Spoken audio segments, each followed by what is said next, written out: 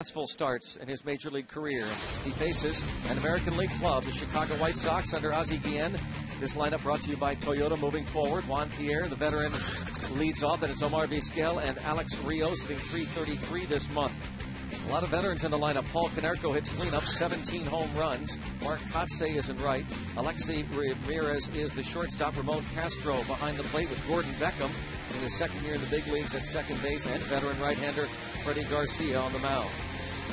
And it gets better and better for Brad Lincoln. First of all, your first major league start, he's on the other side of that. Now his first major league start in his home ballpark. So that's another thing. But I think people sometimes make too much out of that first start at home if you've had one under your belt on the road. He's had a major league start, so that makes it a lot easier.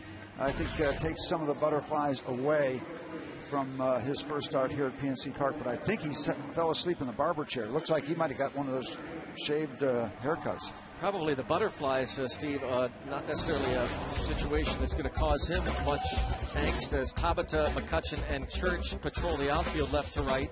LaRoche and Jones on the corners, Cedeno and Walker up the middle. And behind the plate, it's Ryan Goman or Brad Lincoln. Maybe not the butterflies for Lincoln, but a lot of anticipation, I think, for Pirate fans here at home. Absolutely. For Lincoln, hoping that he does have a fine first home start to give them a glimpse into what could be a very solid rotation led by Lincoln. You touched on something we're probably going to talk about a good bit tonight, Greg, and there's the easy first out. And that's big. Yeah, that's big, and you want to minimize your base runners because the White Sox run a lot. They steal bases all the time, and on top of that, they are going to test a young rookie pitcher. So you got that whole double-headed monster going for the White Sox when they get runners on base, especially with Pierre. You get on the other side of him, he's the major league stolen base leader, and you got to deal with Alex Rios. But everybody will try it if given the opportunity. Strike one to Omar Vizquel. His Hall of Fame career winding down at the age of 43. No longer the starting shortstop, but a utility player. The switch hitter batting from the left side takes strike two from Brad Lincoln. And that's what you want to do, fill the zone up with strikes. Just 2 free passes issued in his debut against the Nationals. Oh, nice. 3 pitches and good night. Like a split or a forkball, some kind of a downtowner. Straight down, gets the strikeout here to have a good start to this top of the first inning. This is nice. That's that movement on that changeup, I guess, wow. Steve, huh? Yeah, the bottom fell out of this pitch. That might have been a slow curve, whatever it was. Very good. And it's enhanced by the fact he was ahead 0-2. Now you can't take that pitch. You got to swing at it because it might stay high enough to be a call third strike. Alex Rios takes ball one. Lincoln's repertoire, pretty much a fastball, curveball, outstanding curveball, and that changeup heard so much about that was really what the Pirates were pushing him to gain more confidence in. Yep, and if you like his changeup, wait till you see Freddie Garcia. You'll see a lot of those. Oh, you see balls that are thrown by him that want to almost stop mid-flight and go back to him. Those Bugs Bunny changeups. Yeah. 1 ball, 1 strike on Rios, that unusual stance, and he's hit by the pitch and a breaking ball that didn't break. And usually that's another factor you can pour into the pot. Guys that get hit, if they're runners, they'll take off. That's maybe a way to get even with the guy hitting you. So you got the fact they love to run. They've got a rookie pitcher, and he just got hit by a pitch. That might lend itself to a stolen base attempt. For Rios, 19 steals in 24 attempts. 6th most in the league, those 19 thefts. And now Paul Konerko, he's 3rd in the American League with 17 homers. He's tied for 5th with 46 home runs. Batting average of .291, a 34-year-old veteran, Paul Konerko.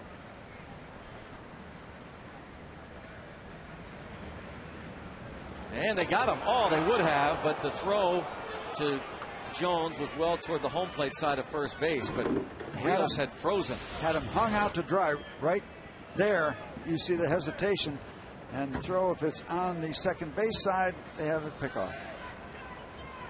Locked him up. Part of that was because Brad Lincoln kept the set position long enough to make him flinch or freeze. pauses a bit longer now at the belt, waiting for somebody, and he'll step off the rubber. Quick step off.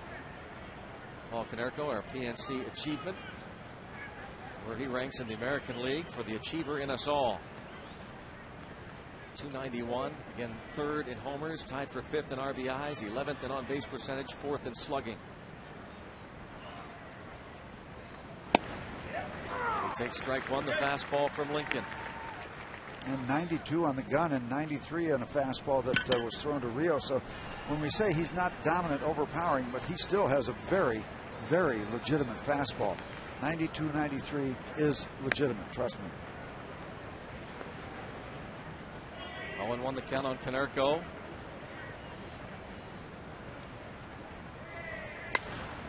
And pulled foul into the seats. And so now he's in front of this big right-handed slugger, 0-2. Tony Randazzo is the home plate umpire tonight. Brian Gorman is the first base umpire and crew chief. Paul Nauert is the ump at second, and Mr. Ted Barrett is the umpire at third. Now let's see what Brad Lincoln comes back with to this good hitter. He's out in front 0-2, and he had Konerko out in front with something other than the fastball, perhaps a slider, 84 miles an hour. He's in control right now. You really kind of want to try to get him to chase. Keep it out of that good hitting zone. Wants it up and in, could be a fastball, or could be a throw to first. Most of the time, catcher gives a sign up and into right-hand batter. You're not going to signal, or you're not going to place the mitt there for a breaking ball. That's 99% of the time fastball. Konerko has struck out 34 times. That is second on the team behind Gordon Beckham. Beckham has fanned 41 times. They want the hook now. And there goes the runner. And it's hit toward right center field, and over is Church to make the catch. His home debut, Brad Lincoln, 1 scoreless, and now the Pirates come to bat against Freddie Garcia.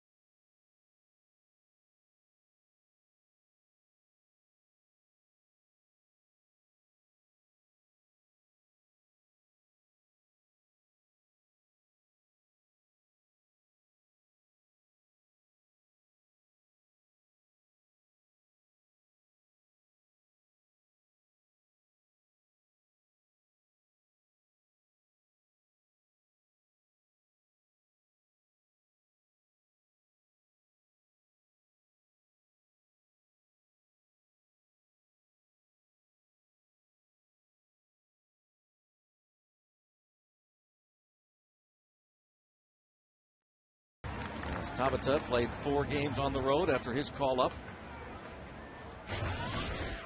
There's something about speed that kind of gets people revved up and energized. This young man has that gift.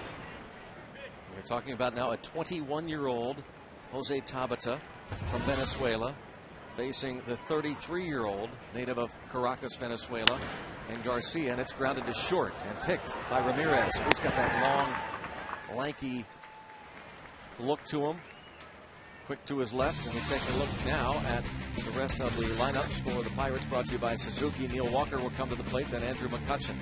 Garrett Jones is the cleanup hitter. Jones this month batting .333 with 4 homers, 7 RBIs. Ryan Doman hits 5th, and Ryan Church in right field. Andy LaRoche, Ronnie Cedeno, and Brad Lincoln for the Pirates against Freddie Garcia. This veteran has won 127 Major League games. He's been around. And bunted by Walker. And it just dies, and so Castro will just hold on to it. The bunt single for Neil Walker. Some people think it's a lost art. That was a thing of beauty. That was a piece of artwork right there as he dropped a little sand wedge. Just barely got it on the green. Just a little wedge. Yeah, well. The rest of that is good. Pick it up. Well, Walker's showing that he's not afraid to drop those bunts down, especially with Vizquel playing back and well off the line. Yeah, nice to have that thick carpet tooth that'll hold it, because usually those have at least some degree of spin. Right now, do the Pirates send Walker here with McCutchen at the plate? McCutchen batting .307. Ball one. Overall numbers for Freddie, this veteran, making his 12th start, 6-3. Basically has gone from a 3 or 4 or 5 guy in the rotation to maybe their most dependable starter these days. Won his last 3. McCutchen tied for 8th in the league with that .307 average, 7 homers, 19 RBIs. And Freddie Garcia has never been a strong suit, has never been holding runners. This year, 4 for 4. Last 5 years, opponents have stolen 79 bases in 87 attempts. Eventually, somebody's got to go. I mean, from first to second. Combine that with the fact that he's not a strikeout kind of a pitcher, so you anticipate contact. And Ramon Castro, the veteran and better defensive catcher in there. He's been Garcia's personal catcher. Popped up out of play, 2-1. Back-to-back 76-mile-an-hour pitches delivered by Freddie Garcia, and get used to that because he will throw up a bucket of stuff. And maybe it's helpful that the Pirates got a chance to hit against Livan Hernandez in Washington. A taste of that style, that presentation. Garcia at one time a hard-throwing right-hander for the Seattle Mariners. Well, he had a great year way back in 2001. Was 18-6 and led the American League with a .305 ERA. He's had some good years. 18-6 for the M's that particular year. As we said, 127 major league wins. 2-1 count on McCutchen. And now 3-1. Garcia was a huge part of the Randy Johnson deal in July of '98 when Johnson was dealt to Houston. The Astros sent John Halama, Carlos Guillen, and Freddie Garcia to the Mariners in the Randy Johnson deal.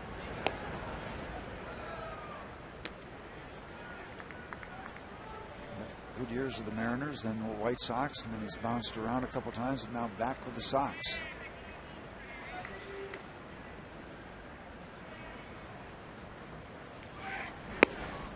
It's first and second. The walk to McCutchen. 2 on with 1 away for Garrett Jones. Garrett Jones has homered 3 of his last 6 games.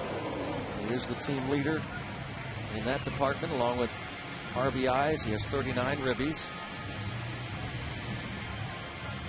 And Freddie has started 11 games. He's given up 11 home runs, so he's been very vulnerable in that category.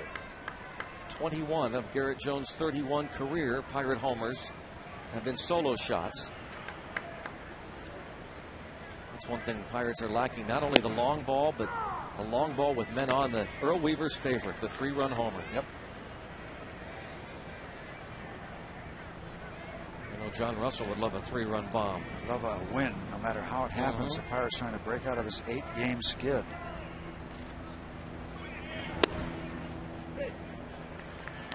One ball, 1 strike. Pirates have lost 8 in a row, 9 of 10, 14 of 17.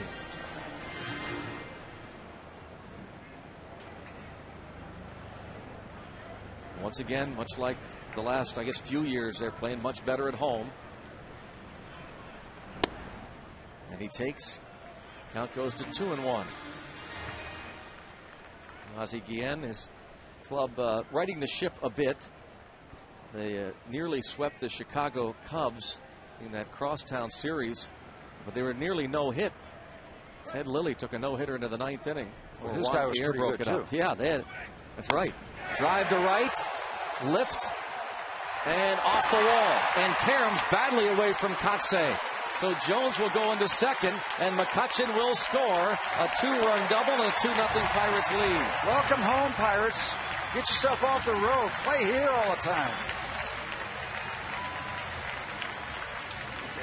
Take a look at the at-bat that ends up in the 2-run double by Garrett Jones. First delivery, inside corner for a strike. Good start, but then he misses away and then falls behind 2-1. And then a hitter's count. Garrett Jones misses the home run by about 3 feet. Maybe less than 3 feet. Got the good bounce, and everybody kept on running. Strike on Domet. Garrett Jones really heating up. He had 6 hits in the 3-game series against the Tigers. As McCutchen and Walker score, gives Garrett Jones 41 RBIs now in the year. 3 good things happened when he hit that ball. First of all, he hit it far enough, and then it got a big bounce over the head of right fielder Kotsay, and then he had trouble picking it up. 1 ball, 1 strike on Domet. Hitting .296 from this side of the plate. And a ground ball that will be to Beckham. Jones moves on to third, 2 outs. Let's take a look at the double by Garrett Jones. He is right on this ball. Just gets a lot of swing, a lot of bat on it. And it doesn't miss by much as we look at the replay. It hits just below that railing line. And here's the second good thing. Hits it good, and then they get the bounce over, and then Kotsay has trouble picking it up. So 3 real positive elements for the Pirates as they take the lead. Church trying to get him home with 2 outs.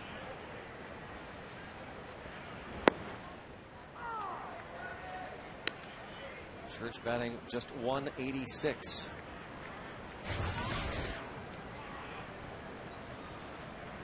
Righties hitting .306 against Freddie Garcia this year. Left-handed hitters just .236.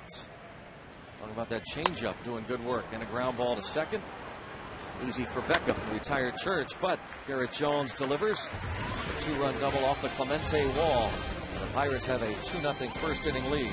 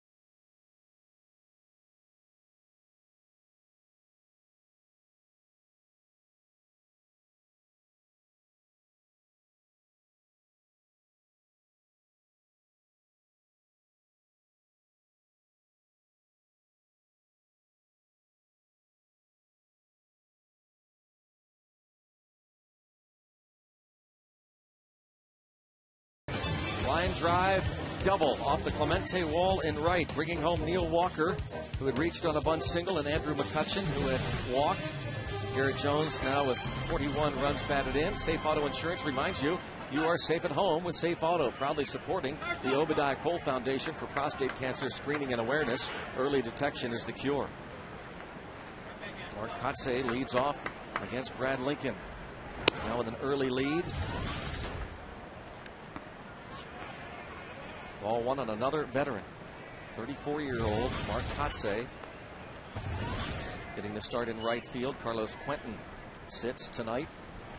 Regular right fielder. Kotsay has done most of the DH work. Right there, you saw a little sink action on that fastball, 90 miles an hour downstairs, had that movement. Earlier, first inning, he threw a 93 mile an hour, what looked to be a four-seamer. So he got a little dual action on the fastball. Usually the four-seamers have more speed. They're upstairs. Usually the two-seamers, less speed, more movement. It's downstairs, that fastball, many times it will indicate the two-seamer, the sinker.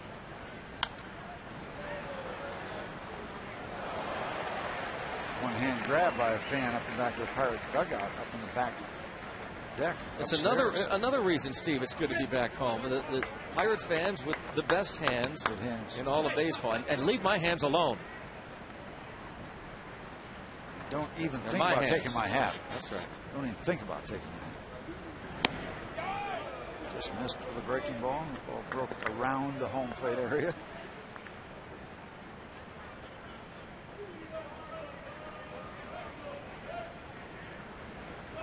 Creative headgear.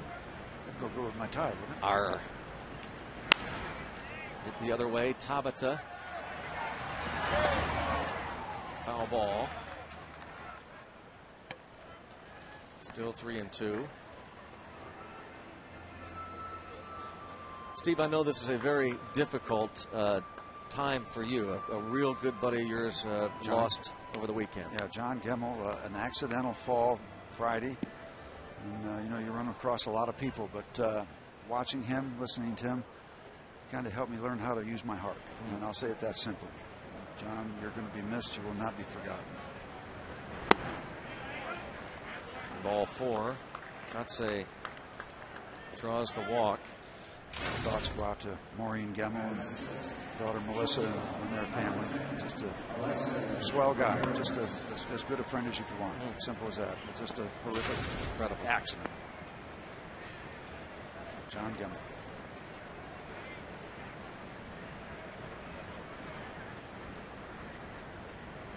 Alexi Ramirez at the plate now against Lincoln. Kotsay 1 steal in 2 attempts, but you really throw the numbers out the window as we've seen the past few weeks. Teams that normally don't run are continuing to test the Pirates. Yeah, but the one thing you don't want to do is overdo it with Brad Lincoln. Get him so jumpy out there that that's all he thinks about. So it's a thin line. Yeah, he's got to pay attention. They're going to test him. But don't get him so consumed that that's all he thinks about and intrudes on his concentration at home plate. Popped up, going to head toward the seats.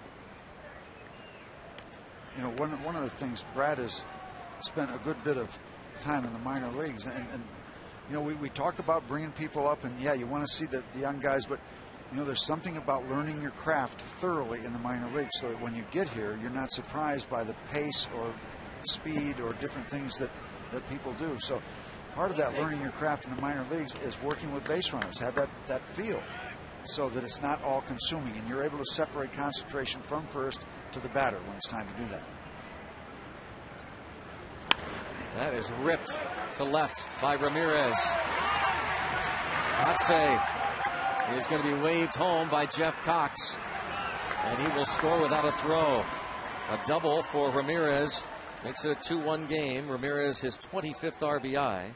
Yep, and Tabata gets a little dose of left field here at PNC Park. Now this ball has a chance to score Kotsay, but then Jose, if you can watch him right here, he takes the wide route and then kind of has to come back, and that may or may not make a difference. But the more he plays out there, he'll have more of a feel how close to the wall he can get, how aggressive he can be with a bounce off the various parts of the wall, the padding or underneath the padding. And that's going to come with playing out there. But it is a challenge. It's going to be an educational process for him in left field. We're just talking, Steve, about you never know when the right time is to bring up a prized prospect. Who knows? The Pirates felt like it was time to bring up Tabata. But these are the things that he can't learn in the minor leagues and the different ballparks, right? Yep. I mean, he's never seen anything like this. Most of his starts were in center field, but no minor league ballparks with this kind of ground to cover. There's a drive hit deep to right, and Church not able to make that play. Off the wall, Castro has himself a double, and Ramirez is held at third with nobody out. Well, Jeff Cox, third base coach of the White Sox, was in no man's land. He had to make sure that that ball wasn't going to get caught. And Jeff was stopping him, waving him, and then finally stopped him again. So 3 different signals from the third base coaches. You watch this ball get up off the chain link fence. And now decision time at third base with Ramirez. See Ramirez coming back for the tag. And now he's going to make this turn around and take one more look. Go, stop, nope, get back there. I'm not sure why he turned around to look. That was an interesting angle. The ball's off the wall, and he stopped to look. That might have cost him a chance to score. Yep, yeah, the minute that ball is down, what hesitation? But nobody out. And Jeff Cox, we can tell you this for a fact, having watched him coach third for the Pirates for a couple of years, nobody is more prepared at that position, the third base coaching position. He takes notes. That was a tough call once his runner hesitated coming into third base. If he's flying the whole way, once he realized the ball is not going to be caught, he scores comfortably, I think. But that's part of that base run we're talking about. Another look here at Alexei Ramirez. Stops and looks back over his shoulder. He never even looked at Jeff Cox. Yeah, and that's after he did the proper thing of going back to second. He went back to second properly and then starts and then looks back. And that probably will become a moot point. A jam here for Brad Lincoln. A bad looking swing and a miss from Gordon Beckham, who was their prize pick a couple of years ago. Does Brad bend it like Beckham? No, just downstairs. 1 ball, 1 strike on Gordon Beckham. White Sox #1 pick out of the University of Georgia 2 years ago. The 8th pick overall. He's 23 years old. After his call-up last year in 103 games, hit .270 with 14 homers and drove in 63 runs. And it's never automatic, as Steve likes to say. You just can't assume that his career is going to take off, and he is going through that learning phase. Gordon Beckham. Yeah, strikeout candidate. He's gone down 41 times. This is the one you want. This will get the run home as Cedeno comes in and throws and just does get him. RBI for Beckham makes it a 2-2 game. He does a good job in a 2-strike situation with that ball downstairs, putting it in play. They go by contact, so they score the run. But he barely picked that ball off the ground. Pretty good try by Brad Lincoln to get the strikeout. Bang bang at first.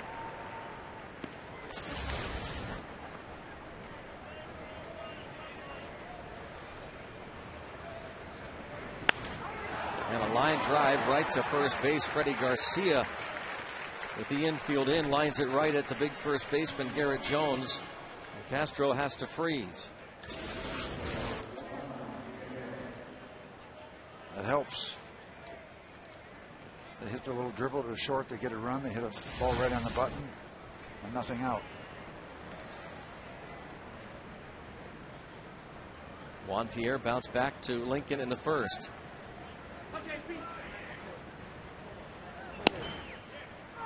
Strike 1 on Juan Pierre. 32 years old, dealt from the Dodgers over the winter.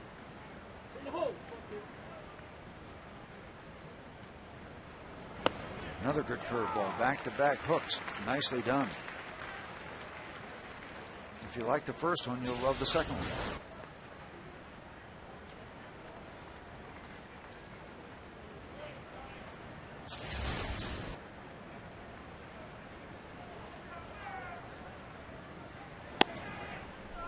Missed with a fastball. 94 on the gun, like that. Nice little separation from the 2 curveballs, the back-to-back curveballs. Still out in front 1 and 2. 2 curveballs, a fastball. Let's see what we get here. Always one of the most difficult men in baseball to strike out is Juan Pierre. This year, no different. That was a good pitcher's pitch. So twice, Brad Lincoln has thrown pitches that he would get outs with at AAA. But these guys waste them. The little tap to shortstop that created the run, and now Pierre stays alive with another one of Lincoln's good pitches.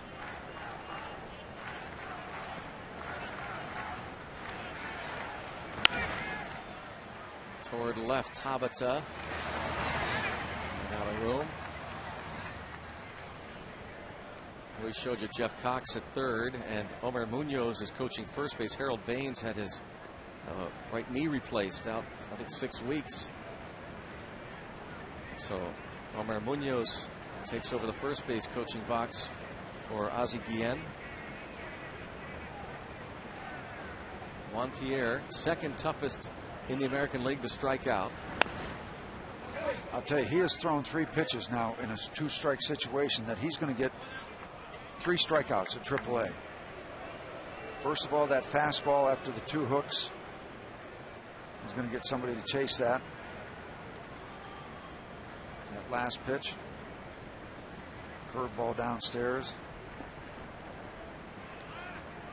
Brad Lincoln turned 25 years old a couple of weeks ago from Lake Jackson, Texas. Grew up near Houston.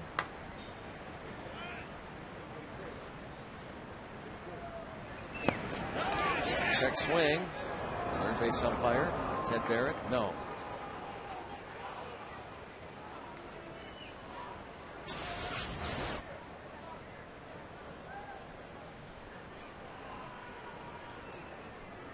Yep. Legitimate call there.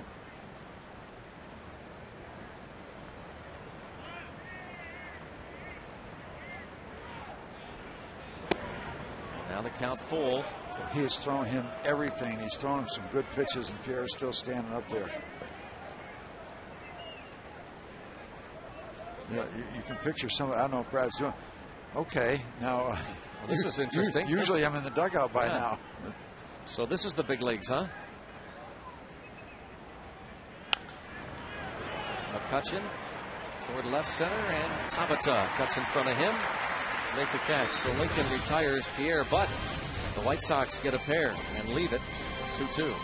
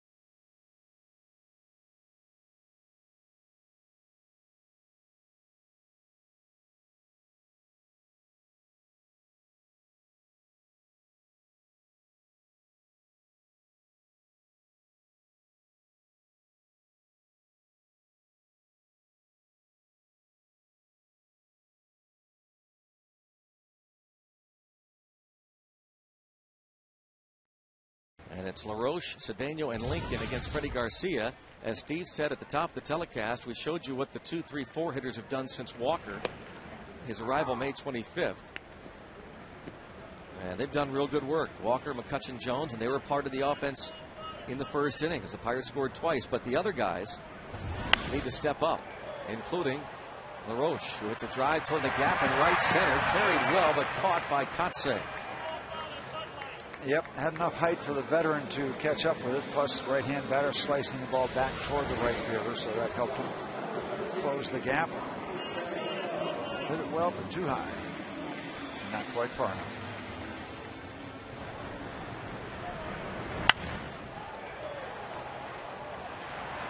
I'd say outstanding defensively over the years. Pitch in the dirt to Ronnie Cedeno, hitting .240. 4 homers and 15 runs batted in.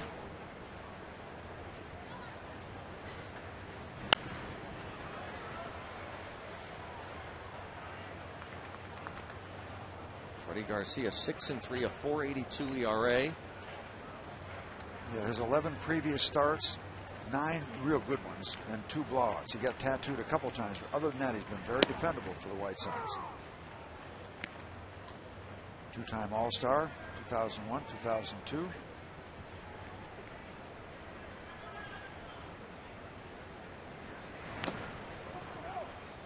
Cedeno just gets a piece.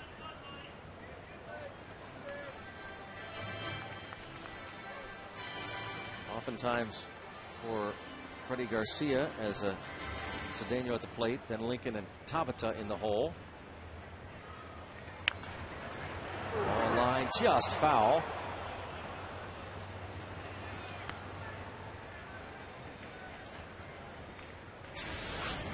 Oh, love this camera angle.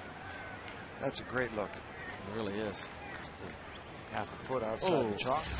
Misplayed by the fan. 1 ball, 2 strikes to count.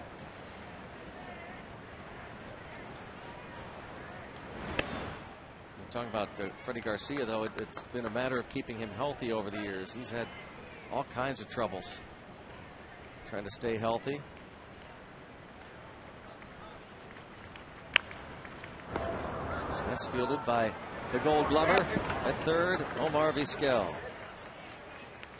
Brad Lincoln comes to the plate, and Garcia can't take him for granted. This is Wednesday night, his major league debut against the Nats. Yeah, nothing cheap about that either. Ball taken out of play. Lincoln able to smile at that one, and then hits this ball off the pitcher's shin. Brad Lincoln gets the hit and the RBI off John Landon.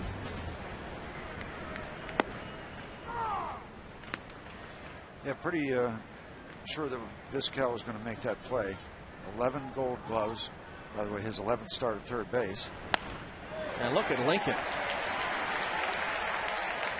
3 hits in 4 major league at-bats, and making it look rather routine. Yeah, just waited on it nicely. Just, you're going to give me that breaking ball right there? Okay, I'll take out the right field for 1 base. Lincoln, who hit .316 with 21 homers while playing at the University of Houston with the Cougars. Drove in 53 runs.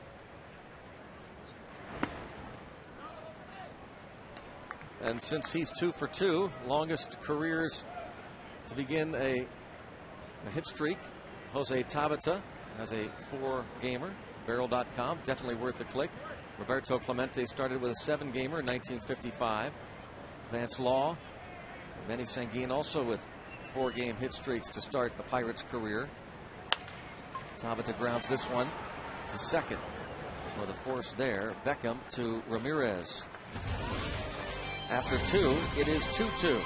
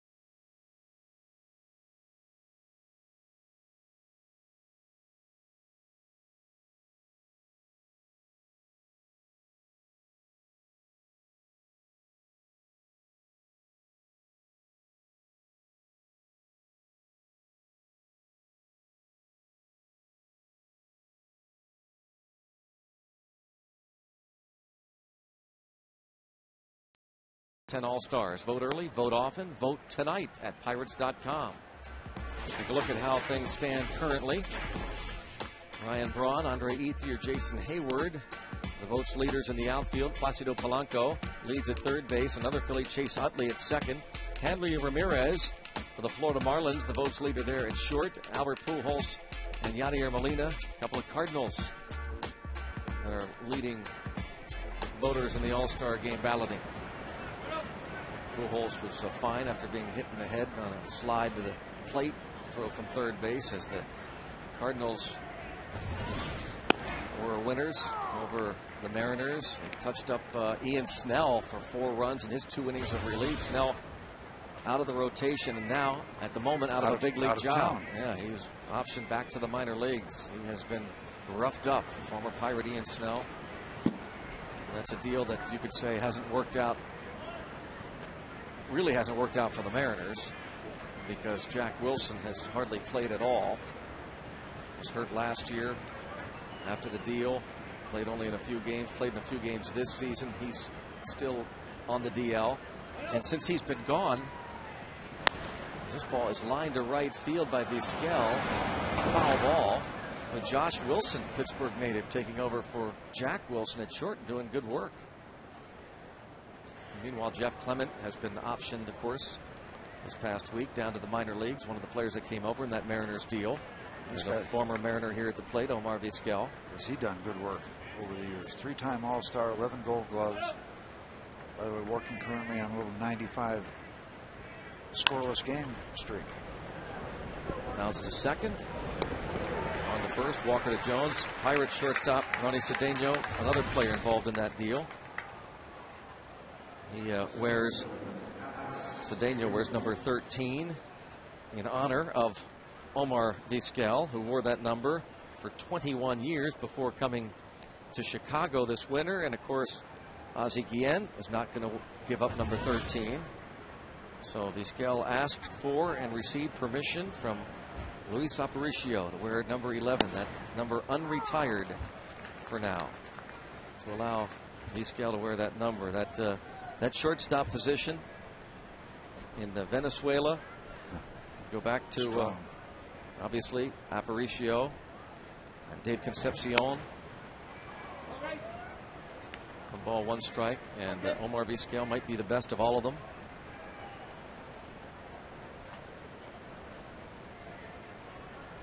Just turned 43 in April.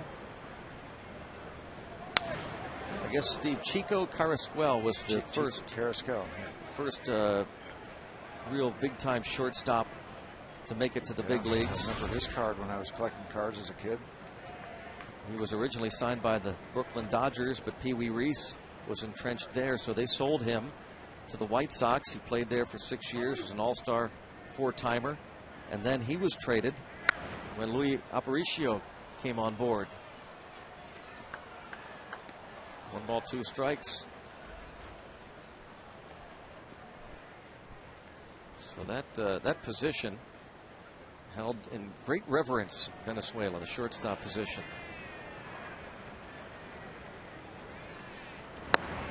Down on strikes goes Rios. 2 up, 2 down for Brad Lincoln, his 2nd strikeout. Nice to keep that speed off the base pass. Take a look at the strikeout pitch. Another ball downstairs. Off-speed pitch. Out in front and up on top. Strike 3, you're out.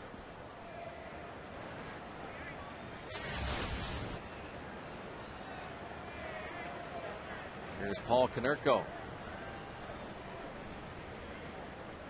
Flied out to end the 1st inning.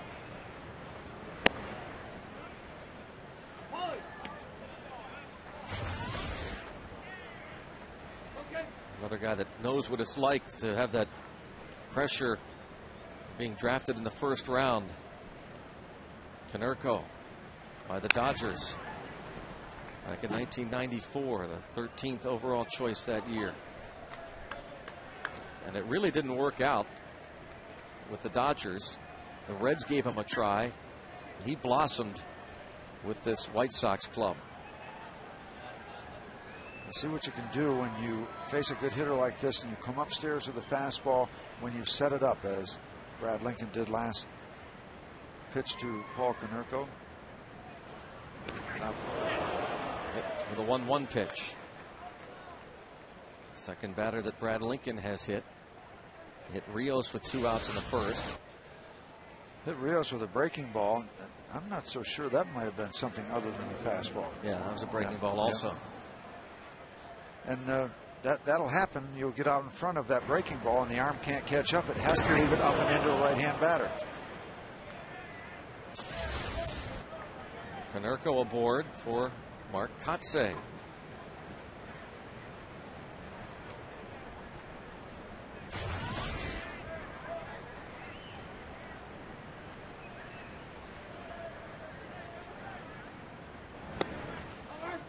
And ball 1. Kotsay walked and scored on the Ramirez double down the line and left.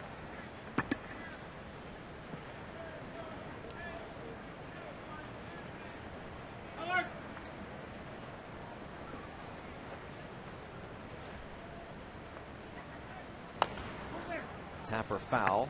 You know, you think about the journey for Brad Lincoln to get to the big leagues. He's a first rounder in 2006. That's huge to go in the first round.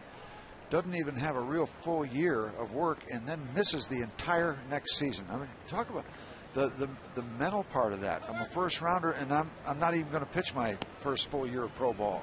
I mean, that's a long year to sit through. Tommy John surgery after just 6 professional starts in the Pirates organization after being drafted in the first round out of the University of Houston. Had to make that long recovery back. And then this year, very nice work. 6-2 overall, but 5-1 in his last 7 starts, including the last 2 starts before coming up to join the Pirates in Washington. No runs given up. So the numbers indicated, at least the numbers indicated he was ready. Line drive base hit on a 2-1 pitch. Konerko headed toward third, and he will be there. And going into second on a bad play, Kotsay. Yep. Overthrowing the cutoff man with no possibility of a play at third base, allowing the batter to take the extra base, 90 feet. There's the base hit. There's not a lot of speed involved with these two guys, but Konerko is going to make it around to third. There's no chance to get him out. And by missing the cutoff man, get 90 feet. Well, we talked about the defense and not necessarily errors in Lincoln's last start that failed him. And that won't be an error either. He goes on the throw, but it's an error, as you say, Steve, in judgment. McCutchen overthrowing the cutoff man. Let's hope that it's a moot point. 2 outs. We can escape this.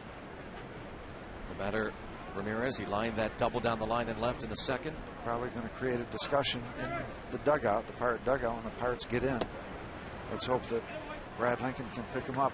You're exactly right. Yeah, watching the game in Washington, he could have been helped out a good bit, but wasn't. Ball 1 on Ramirez. Heads up play by Kotsay, the veteran. Yeah, when you see that ball right in front of you going over everybody's head. And caught on the line drive to Cedeno. They do not score, and it remains tied at 2.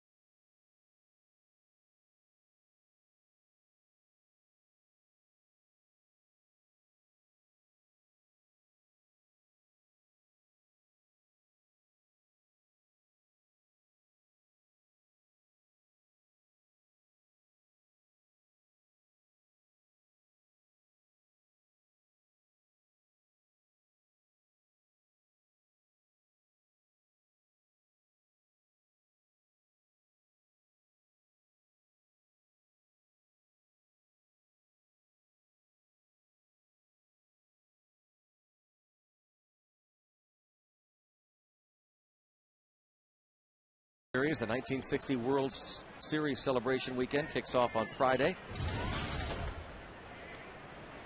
Here is Neil Walker, the bunt single to get that first inning rally started. And the strike, and now Vizquel is in on the grass at third. Walker, McCutchen, and Jones.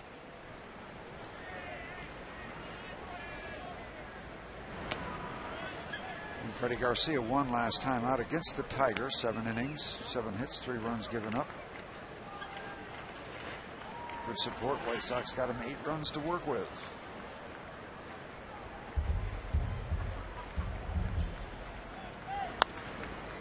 Line drive, foul.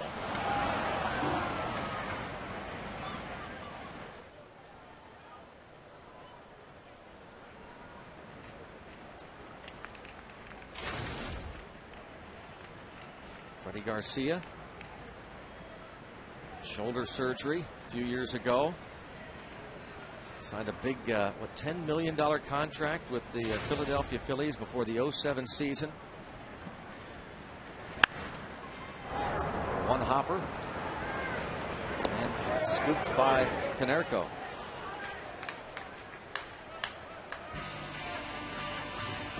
Major League Baseball and People Magazine recognizing individuals who make a difference in their communities. Go to peopleallstars.com. Vote for your favorite everyday All-Star. It could represent the Pirates and be honored at the 2010 All-Star Game in Anaheim, July 13th on Fox. Albert Lexie, Boris Weinstein, and Alicia Bolger. Alicia grew up a Pirates fan in the Pittsburgh area. Hope you'll vote many times for Andrew McCutchen. In the top 10 in hits, 73 of them. That's 5th best in the league. His average at the start of the day, 307, tied for 8th best in the senior circuit. And his 14 stolen bases tied for 3rd.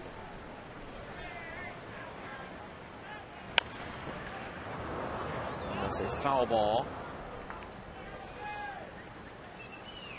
See, Vizquel, I think you mentioned that doesn't play much third base. He wears number 11. This is his 11th start at third base. And he is working on that 95-game errorless streak. One of the best. Speaking of, the best for the White Sox is Freddie Garcia, 6-3. The 3 losses for Freddie, they get him a total of 1 run. White Sox got shut out a couple times and scored 1 run for him in the other one. And caught out in shallow right by Beckham. You're going to see a lot of those kind of little flare hits because guys that are that far out in front on his soft stuff, and he throws a lot of it. There's not going to be much left of the swing, so you're going to just get those little half contact kind of things. Exactly what happened to Andrew. Way out in front, not much left of the swing to power the ball anywhere. Well, Garcia, one of those guys they've talked about that really had to reinvent himself. The age, the injuries. Used to be a hard-throwing right-hander, would rack up a bunch of strikeouts.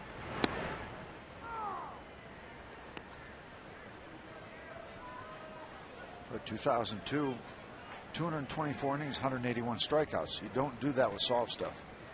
You're exactly right. 0-2 the count. He has bounced around, been let go by some teams. And with 127 wins, he's done some good work with some teams.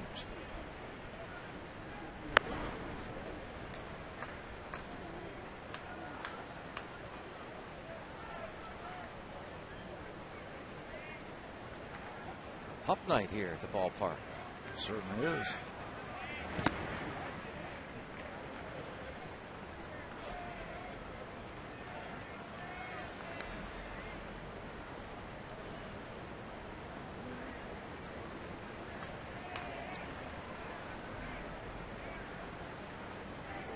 All shapes and sizes.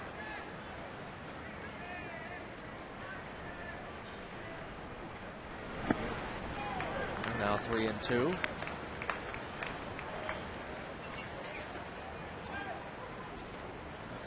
Let's go Bucks.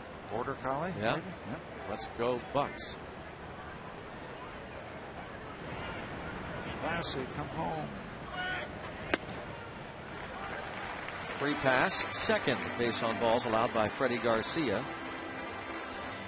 And as we said, he's averaging a home run given up per start. Won that game against Detroit last time out, but did give up 2 home runs. Just one other run, total of 3. Long balls given up.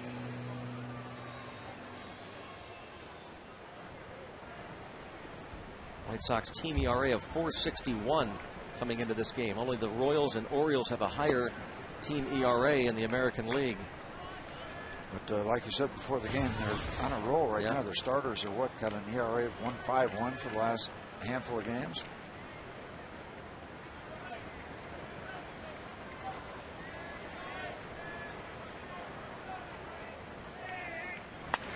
And Doman a line drive base hit. Jones going to head to third. Kotsay still has a strong arm. It's cut off. First and third with 2 outs.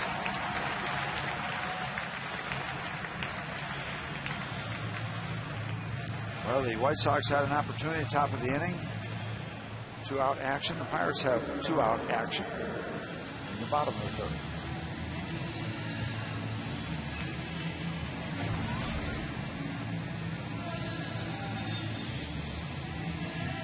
Ryan Church bounced out with a runner at third base and 2 outs in the first. Church with just 4 hits and 28 at-bats with men in scoring position this season. Pitching coach Don Cooper, been around a long time in this organization. This is one organization under Jerry Reinsdorf, the owner. They keep their people in place for a long time. Great loyalty. Sometimes people say Jerry Reinsdorf is so loyal to almost to a fault, but don't tell that to the people that work in the White Sox organization. That is appreciated by the employees. Ask Herm Schneider, the trainer there behind and in between Ozzie Guillen and Don Cooper. Schneider's been around forever. Ball hit in the air to left center field. It's Pierre. It's the center fielder, Rios, who's there to make the catch. Pirates strand a couple. And we've completed 3 innings. It remains the Chicago White Sox 2, the Pittsburgh Pirates 2.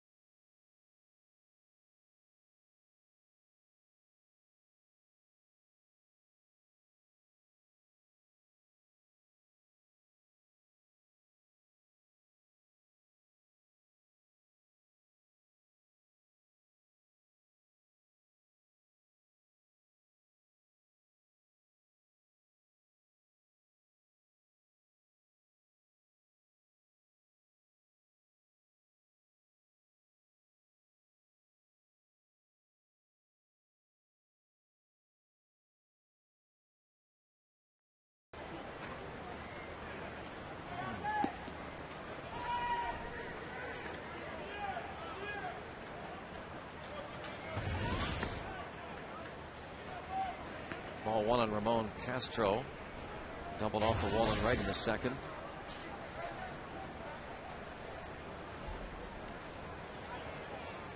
Now, do I get a guess here, Greg? You always do, yes. Again, tonight you're allowed to guess.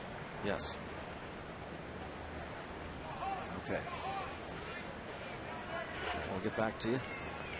1 ball, 1 strike, the count of Ramon Castro. 2-1. Castro, Beckham, Garcia, bottom third of the order. Castro getting the work behind the plate for Freddie Garcia. Did you just say Smith? That's Smith. Your answer? Yep. 3-1. Smith. Look it up. Nope, I won't do that. Nor will he. That's not Smith either. Ball 4, that's not good. Second walk for Brad Lincoln. He's hit a pair.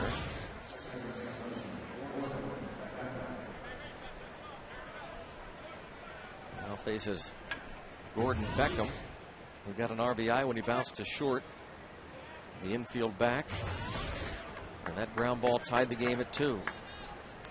We always go back to the same kind of theory in this situation. You walk the number 7 man or he gets on base. The 8 man is critical because then you can have that pitcher represent the second out if he wants to continue to try to advance a run and bunt him over. Tied up Beckham there. Yeah, you don't get him. He represents just 1 out, and he's moved runners into third and second. So here's the guy you want to get right here. Beckham did a good job putting the ball in play, getting the RBI ground out his first time at bat.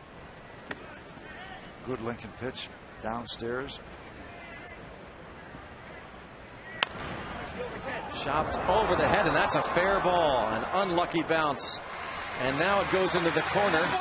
And so the slow-footed Castro will be waved home. Here's the throw, and it is off the mark. And Beckham gets the RBI double. And the Sox have a 3-2 lead. And Jose got trapped, thinking that ball might come off the stands that come out near the wall. It didn't. It bounces over Neil Walker, so double good luck for Beckham. There's the high chop. That's his first piece of good fortune. And now Tabata comes over and then has to retreat. And by that time, Mr. Castro is making the rounds. Now Garcia could bunt him to third with nobody out.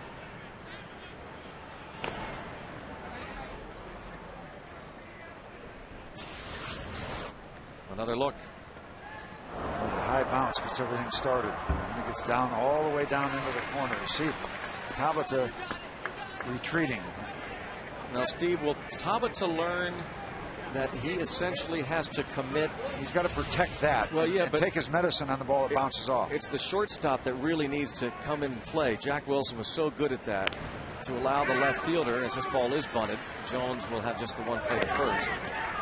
Is that right, where Wilson just sprinted out there to almost take that carom off the short fence and left? Well, yeah, and the shortstop is secondary. The outfielder has to protect the corner first. Got to protect the corner. He's thinking that ball might come off the fence right there where the stands are. In other words, if he commits there to go into the left field corner, it's Cedeno who picks the ball up off the fence. Yeah, and that's, you're better off with that yeah. than him coming in and getting burned like that. Mm-hmm. His responsibility is the corner. The shortstop's responsibility is the bounce off the stands. That is something that Tabata and Cedeno, whoever's playing shortstop, will communicate, I'm sure, as the games go on here, much better. Tabata will commit to that left field corner. Yeah, Ronnie can be perfectly placed there, but Tabata has missed the play. Now the infield in with Juan Pierre at the plate. And the squeeze is on, and it is foul. Very legitimate thing to do. You got a pitcher out there now kind of back on his heels a little bit, making a run at him. A huge break for the Pirates that Pierre isn't able to get a he's bunt down. He's a good bunter. Maybe trying to be too fine.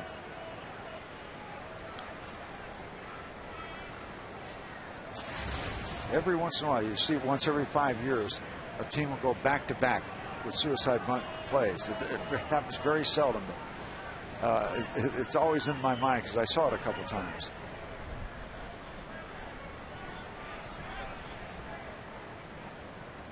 Might be on the Pirates' mind. Yeah, see, Beckham can come down as far as Andy LaRoche with no threat. So wherever Andy comes in to protect against anything, well, Beckham can be right by his side.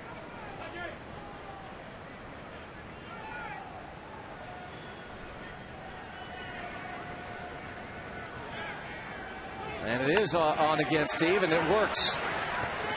Back to back, the squeeze. Beckham scores, and the Sox lead 4-2. Every once in a while, and you might have in the back of your mind, you're not certainly expecting it because the element of surprise, you're saying, was taken away by the first attempt that didn't work. Well, they did it.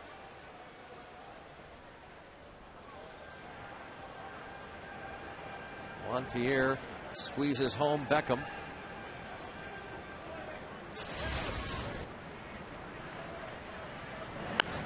Vizquel fouls it out of play. Hits even at 4 apiece, but the White Sox lead 4-2. Action down that number 8 spot as Beckham has driven in 2 runs and scored 1.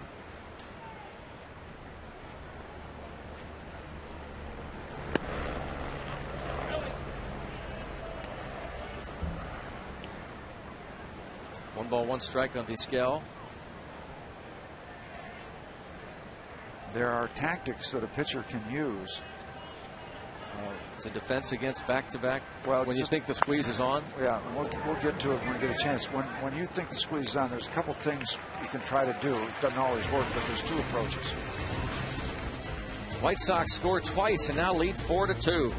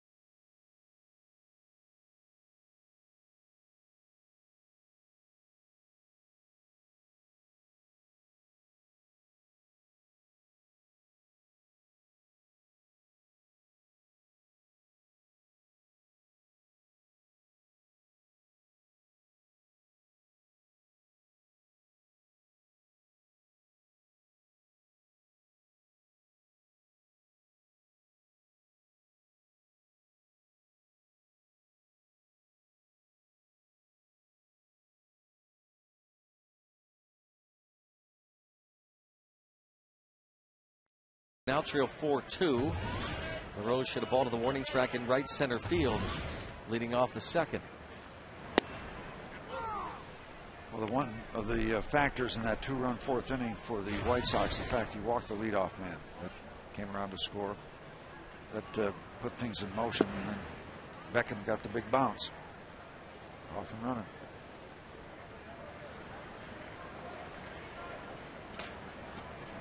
Ball hit into the corner.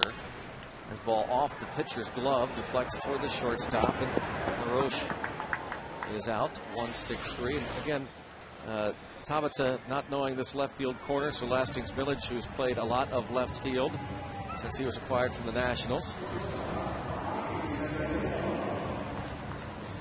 tries to explain things to Tabata. Yeah, a lot of aspects, a lot of stuff going on in left center and a lot of stuff going down the left field line where the stands come out.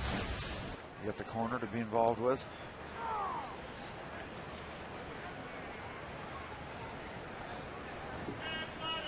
See if we can hold it right there.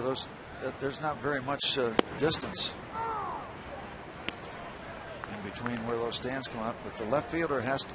That's the left fielder's area. He's got to protect that. That's priority one.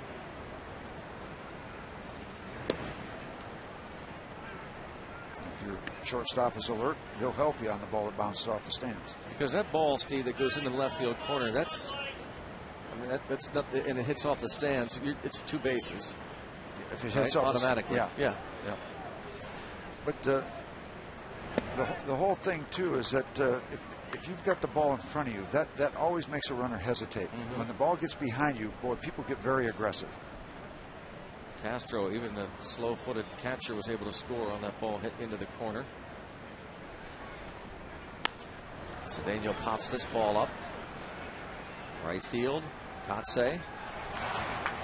2 outs on Brad Lincoln. He's been to the plate 4 times in his major league career, has 3 hits, including this one in the second. Well, one of the things that helps a good hitting pitcher is the fact that you're not facing a fireballer. You know, you've got time, you're not being overpowered. If you're not being overpowered, you got a sense of what you're trying to do. You got a little bit of a better chance. Those guys that throw hard, even good hitting pitchers, don't do much of that.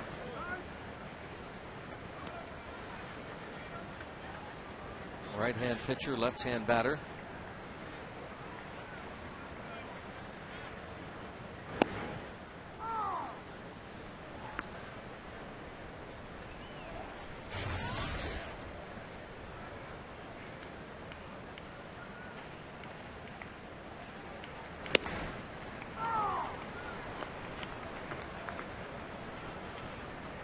One and 2 on the pitcher, Brad Lincoln.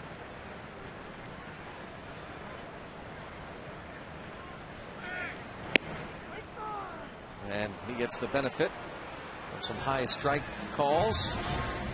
A 12-pitch inning. On to the 5th, 4-2 Chicago.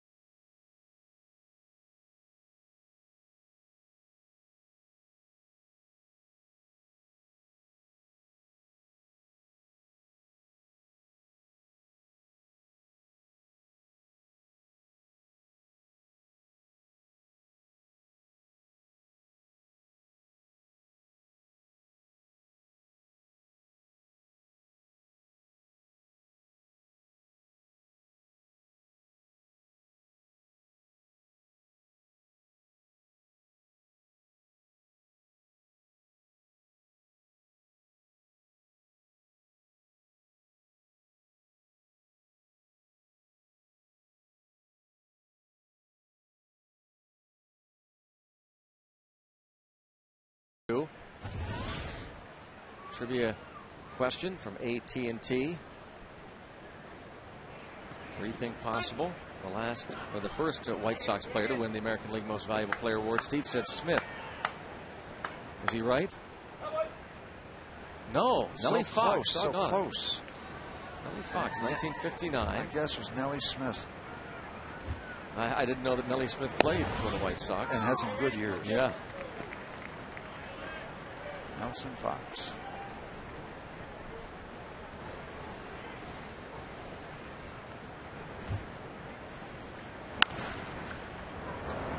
Deep short.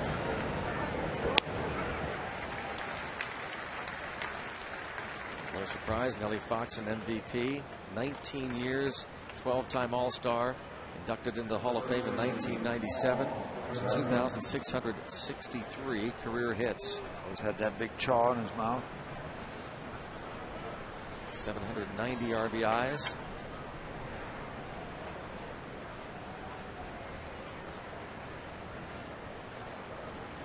Hall of Famer Nellie Fox, former MVP. Just going to get back to that suicide squeeze thing you can do as a pitcher. Real quick, if you sense that the guy's coming in and the catcher has called a fastball, it's going to be up and in. You and the catcher both know that, to try to tie him up, take that contact away from up and in, just try to knock him down.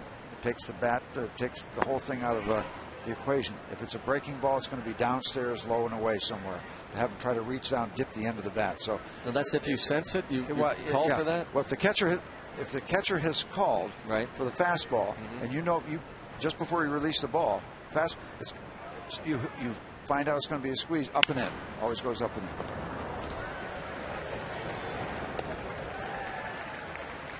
Play goes 5-3. So you can either see him or hear it. But now if it's a fastball, up and in.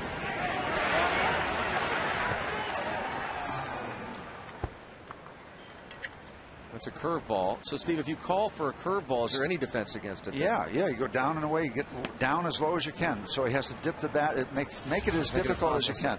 And that's so you hear it or see it. A fastball, if that's what the sign the catcher's giving you, it's up and in. Knock him down. So that's really in mid motion. When you hear something, right? If you get it just before you release the ball, you're going to throw your fastball, and you hear squeeze, up and in. Just throw it at the last minute. You change your direction, up and in, curveball, breaking ball, downstairs. Just make it nowhere near the strike zone. Make it difficult for him to bunt. And the catchers are trained to do that too. I mean, they're trained. If they see the guy coming in, squeeze, and your pitcher is going to throw you a fastball, just anticipate up and in.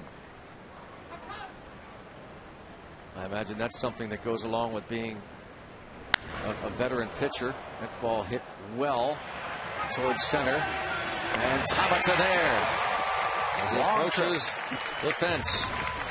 Jose Tabata tracks it down deep part of the yard, and the White Sox go down 1-2-3 through 4.5. The White Sox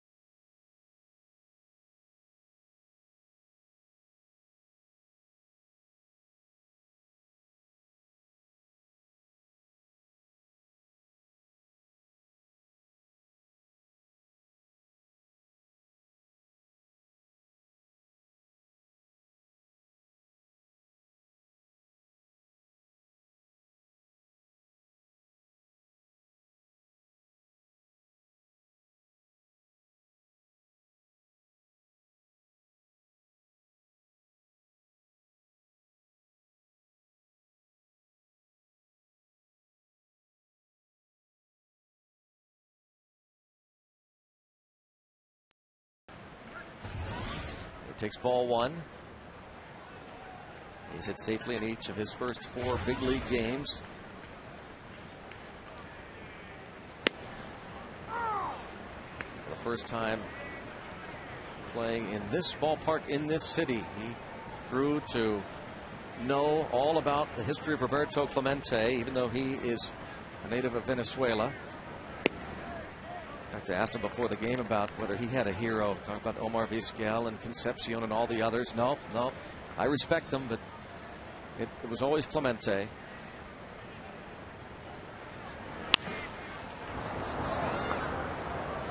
.6'3". Ramirez throws out Tabata. Went a long way to catch this ball. Slicing toward him a little bit, but no chance for Andrews. So Tabata goes a long way. Not afraid of that wall, not afraid of the track. Stays with it.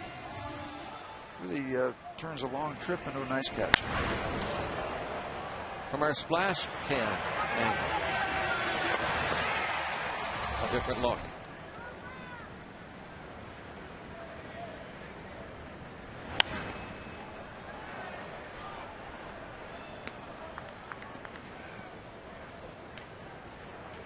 Walker, one of the 4 Pirate hits. It was a bunt single in the first.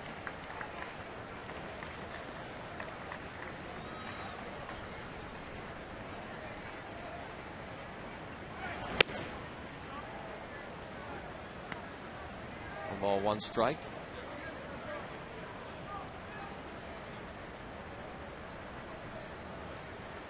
Game 1 of 3 against the White Sox.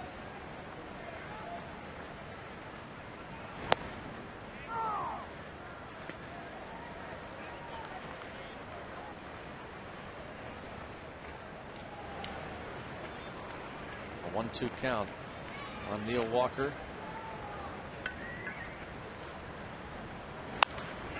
That's this one deep towards center. Rios over his head and was short hop the wall. Neil Walker into second base with a 1-out double. And gave that ball a long ride out to the Heinz sign. Somebody was saying the other day, he doesn't have many bad at bats, and this is a carryover from his season at AAA Indy.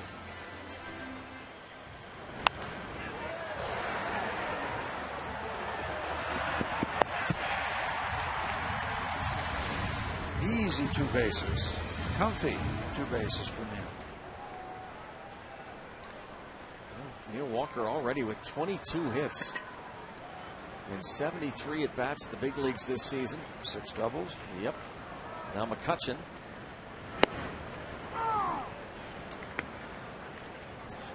Remind me, there's a great Suicide Squeeze story about a former Pirate pitcher whose name we won't reveal. He knows who he is. But it was happened at Candlestick Park in San Francisco. We get a chance to get to it.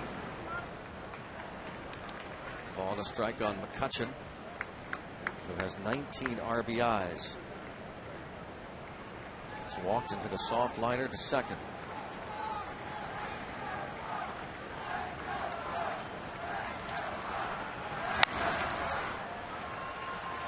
By the way, Greg had a chance last Friday to go out to Quicksilver and play in a charity golf tournament put on by Union Orthotic and Prosthesis folks. Marv Kellum, former Steeler, was the head guy in that. We had a great time. My team captained by Attorney Denny, who, by the way, is an acquaintance of your brother Charlie. They do attorney stuff together. And a base hit to left. And they're going to wave home Walker, and Juan Pierre, one of the weaker arms in the league. No question you're going to test that one. And it's an RBI single, and the Bucks within 1. Nice job by those guys at the top again. Neil Walker with a double, Andrew with the single. And now, we talked extensively early in the ball game about running possibilities. No steal attempts. We had one runner set in motion, but well, this is screaming for somebody to run here. Down a run. McCutchen drives in his 20th. The cat and mouse game begins between Garcia and McCutchen.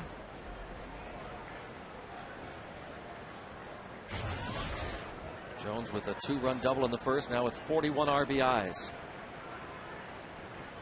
And there goes McCutchen. This will be a no contest. His 15th steal in 20 attempts. Yeah, you combine his base stealing abilities with the problems that Freddie Garcia has had, as you documented. What, 79 out of 87 successful? In the last 5 years. You got to do it, and you got to go. Got to go. Well, 4 years ago, opponents attempted 42 stolen bases with Garcia on the mound.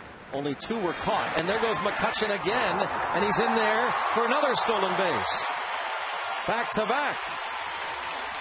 Why not? This is shades of Tabata on the road trip when he turned a single into a double and then stole a third to get himself into a third base and 1-out situation. And that's exactly what Andrew has done. The casual, okay, yeah, I'm not going anywhere. And then boom, like a shot out of a gun. Well, the infield will creep in. I'll tell you, everybody loves the home run, right? Everybody digs a home run, but speed excites them. Yep. Speed excites them. Absolutely. That can play such a big role in baseball. It's a fast man's game. Yep. The crowd revved up. That wakes everybody up, charges everybody up. 3-1, look out, and McCutchen dives back as Castro guns the throw to Vizquel. That's all right. When you're sure of yourself, nothing wrong with drawing that throw. Just make sure you're sure of yourself. If you get picked off there, you might as well wait for somebody to bring out your glove. Don't go near the dugout. You will not want to see the manager in that situation. 3-1 pitch. Way out in front. Yeah, 3-2. It must be tough for a guy like Jones not to be over anxious as he talks to himself. And you got to be a veteran pitcher to have the guts to throw that kind of stuff, because, you know, the instinct is to throw as hard as you can, try to get this guy out. And now you're just going to kind of go softer, serve it up. Huh? You're going to serve it up there. And every instinct screams, don't throw him something slow. That helps a hitter, but it's part of pitching. And a pop up. No good. Unless Pierre catches it. The shortstop Ramirez is there in shallow left. Now 2 outs. Garrett Jones fails to bring in that man from third.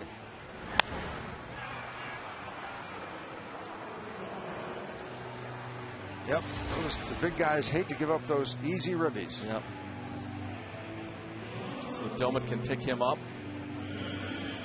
as Castro talks with Garcia.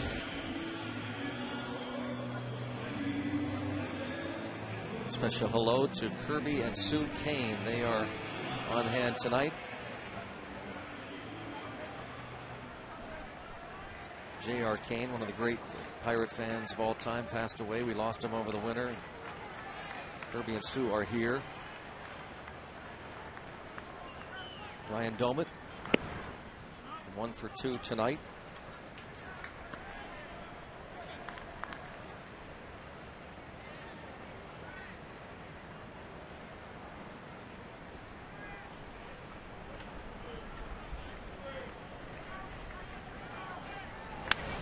And boy, what a pick-me-up. What a backbreaker if you're Garcia and the White Sox. He just smoked that ball in the left field. Well, not exactly smoked it, but it lands on the grass. Tied up. Looking like a line drive right now. All right. Find a way to do it. Just a kind of little cut shot. Just a lot of English on this ball. Wouldn't be surprised if that hit out in left field just kind of spun and stopped. 4-4 ball game. Domet his 24th ribby. With 2 out RBIs. How big?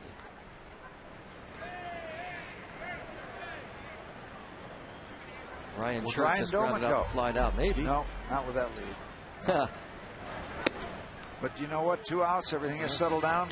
Hey, not a heck of a lot to lose. Well, you've said it so many times before, until you show that you can throw somebody out, you'll keep testing it regardless of what the numbers show. Guys that don't normally run will run.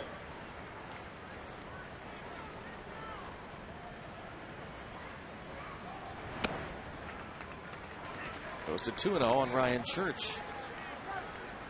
He made the last out in the first inning by bouncing to second, and was the third out of the third inning when he flied out to center. Doumit 1 steal and 1 attempt this season.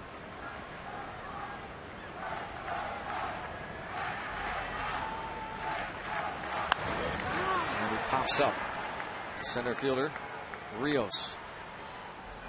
Makes the catch. 4-4 ball game. Buccos tie it up. Walker, McCutchen, and Doumit bring home the tying runs.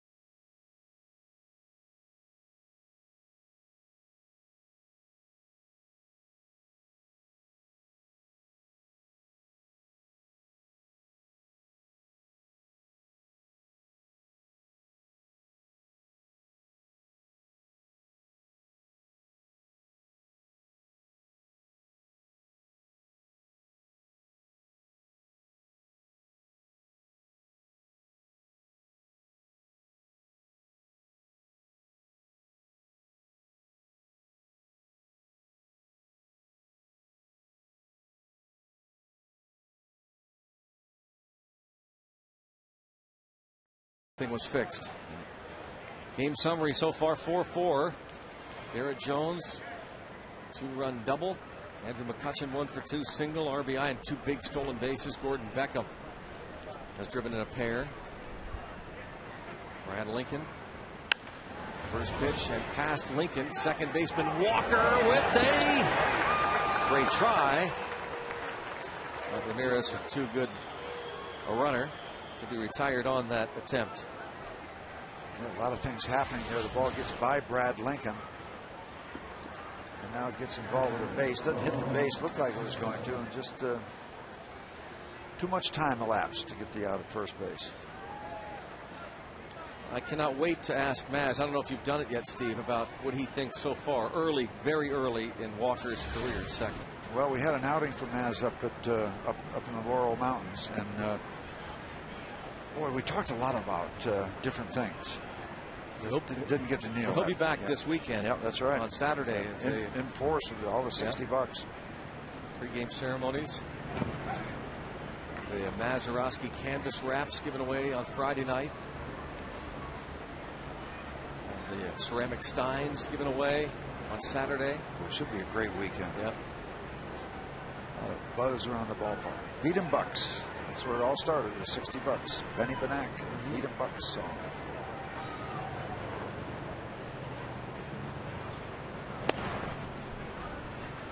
(2-0) on the veteran Ramon Castro, who's been a bit of a thorn in the Pirates' side over the years, wherever he's played. No different tonight. One of these catchers that just kind of keeps showing up year after year. Oh, here's Castro back. Yep, he's still in the big leagues.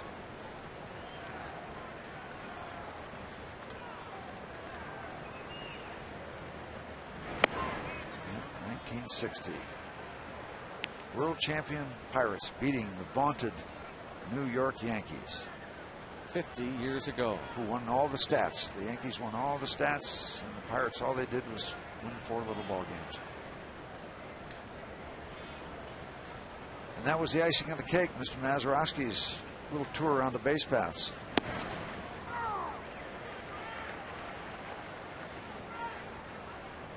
What did Maz say? He never felt like he touched ground after he hit second base. Yep. It had to be some kind of trip from second base, from home plate, actually. Trip of a lifetime on the base paths. Well, there he is again. Castro reaching via the walk. We're talking about this big weekend coming up as the Pirates play the Interleague Series against the Indians. Help us celebrate. For only $19.60, you can get a left or right field box or outfield box ticket, plus this 1960 World Series Beat 'em Bucks t-shirt with the team roster on the back. For tickets, visit the PNC Park box office or go to pirates.com/1960. Great offer.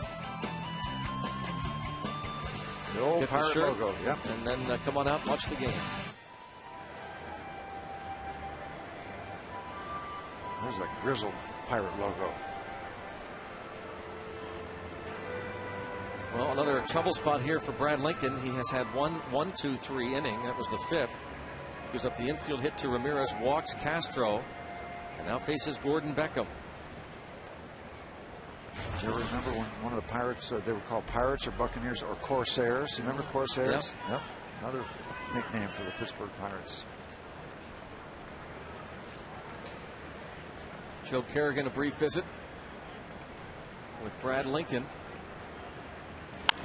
And bounced. Pass short into left. And that good speed of Ramirez, he'll be able to score without a throw. Just a chopper into left.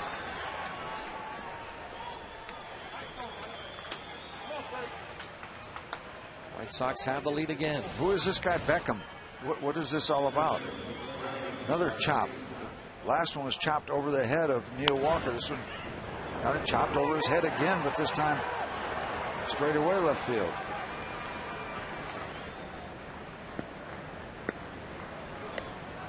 Gordon Beckham has hit safely in 8 of his last 10. Quickly. Activity in Pirate bullpen. Freddie Garcia trying to bunt the runner. Steve, you're talking about a squeeze story. Yes. To get to. Yep. Look, maybe sort out this mess a little bit first. Juan Pierre had the suicide squeeze in the 4th.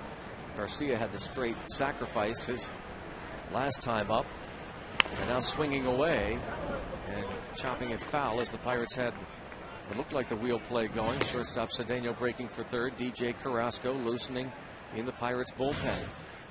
Yeah, the Pirates were playing the Giants at Candlestick Park, and there was a Pirate pitcher on third base, and they put the squeeze play on with Dick Schofield, and the pitcher wound up and no, I'm sorry. Schofield was on third. The pitcher is up, and the pitcher winds up and throws the pitch. The guy takes off from third, and the Pirate pitcher batter completely missed the squeeze. Never made contact, but there was so much going on, he just ran to first base. Nice play there. The force at third. That's a break as Garcia bunts into that force play. LaRoche to Cedeno. Yeah, everybody was hollering, and the runners coming in. There's just absolutely too much activity. So bunted through and ran to first base. This time the Pirates do the job well. Get the lead runner. 3-3-3. You hear it. 3-3 is third base. LaRoche to Cedeno, 5-6 on the force. So Beckham at second, Garcia at first. With one out, the batter Juan Pierre had that suicide squeeze for his 8th RBI of the year. He's also bounced to the mound and flied to left.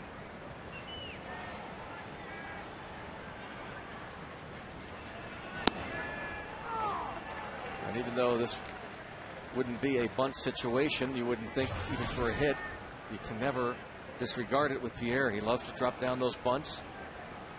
We used to be able to count on it at least once per game whenever you played against him. At least once.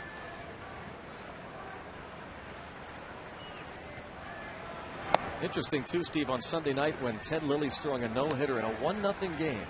It was Pierre who broke it up, but he said he wasn't even considering bunting. What do you think of that? To try and get a rally started. I guess that's taboo, huh? With a no-hitter. You're trying to win a game. I never thought it was taboo. Anything to break up a no-hitter. Yeah. Oh, anything to break up a no-hitter. I'm talking about trying to win a game. It's 1-0. I can understand the rule if the game's out of hand. All right, don't bunt for a hit to break up a no-hitter. But I don't even agree with that. I'd say break it up. I like that coming from a pitcher. I like hearing that. Yeah, break it up. Yeah.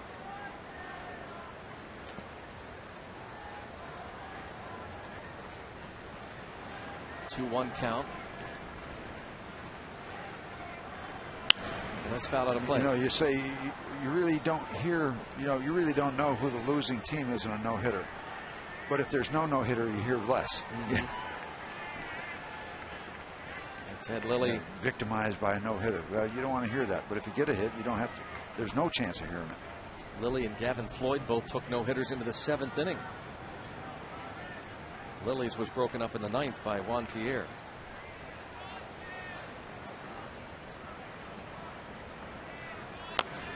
Tapper, Lincoln, 2-2-2. No chance to double up Pierre.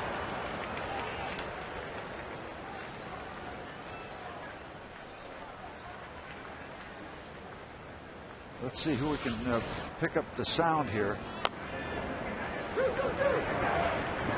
Almost sounds like it should be done. Almost sound like an echo from the dugout.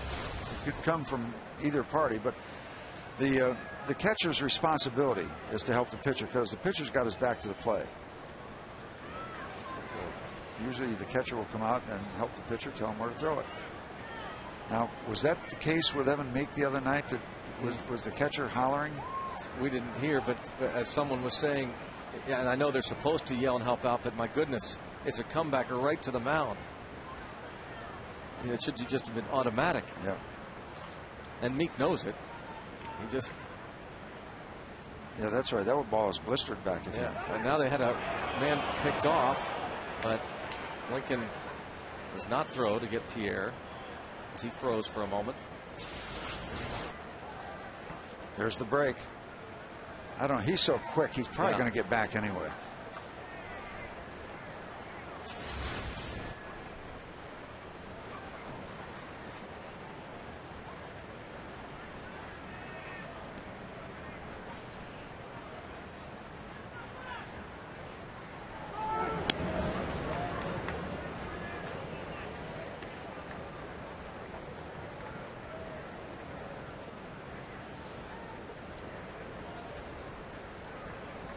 Was that the play where Cabrera hit the ball and he was basically still almost in the batter's box? In the situation where Evan Meek had a chance to make the double play instead of getting the runner in the rundown.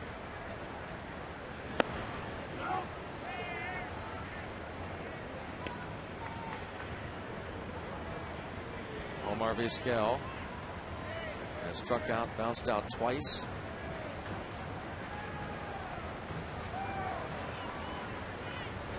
Homered last week against the Tigers. First player to homer at the age of 43 or older since Barry Bonds in 2007. And the only other White Sox player to hit a home run at age 43 or older was Carlton Fisk, who had 22 at that age. Second most in Major League history to Julio Franco, who had 32 home runs after the age of 43. Of course, Vizquel not a home run hitter, never has been.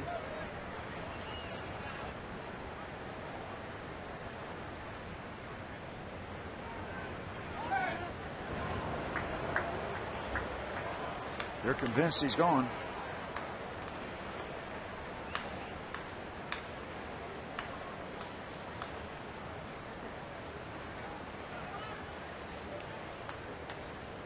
Terry Varsho running through some signs. The Pirates bench coach.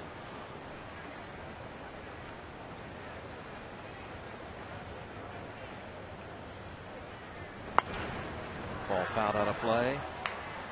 Vizquel, as we said, wearing that number 11, asking Hall of Famer Luis Aparicio if he could wear it, even though it was retired by the White Sox. The only Venezuelan inducted into the Hall of Fame, Luis Aparicio.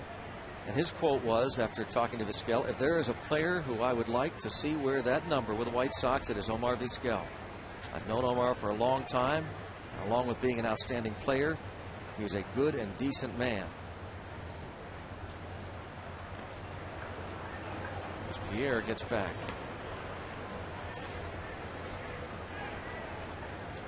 He's only 2 years of being eligible to collect his major league pension. He may get it right here.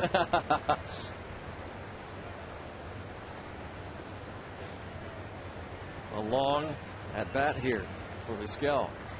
In a one-run game, the White Sox have regained the lead in the 6th.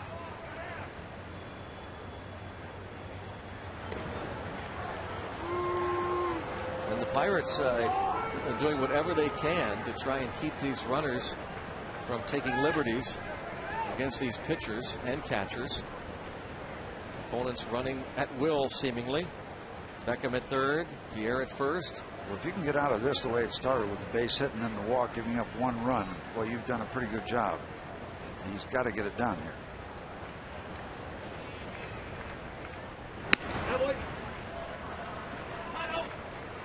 And again, you just wonder about divided concentration.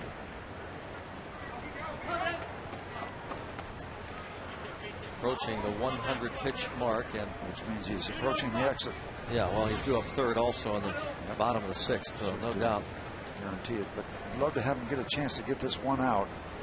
Keep it this close. Slap foul to play.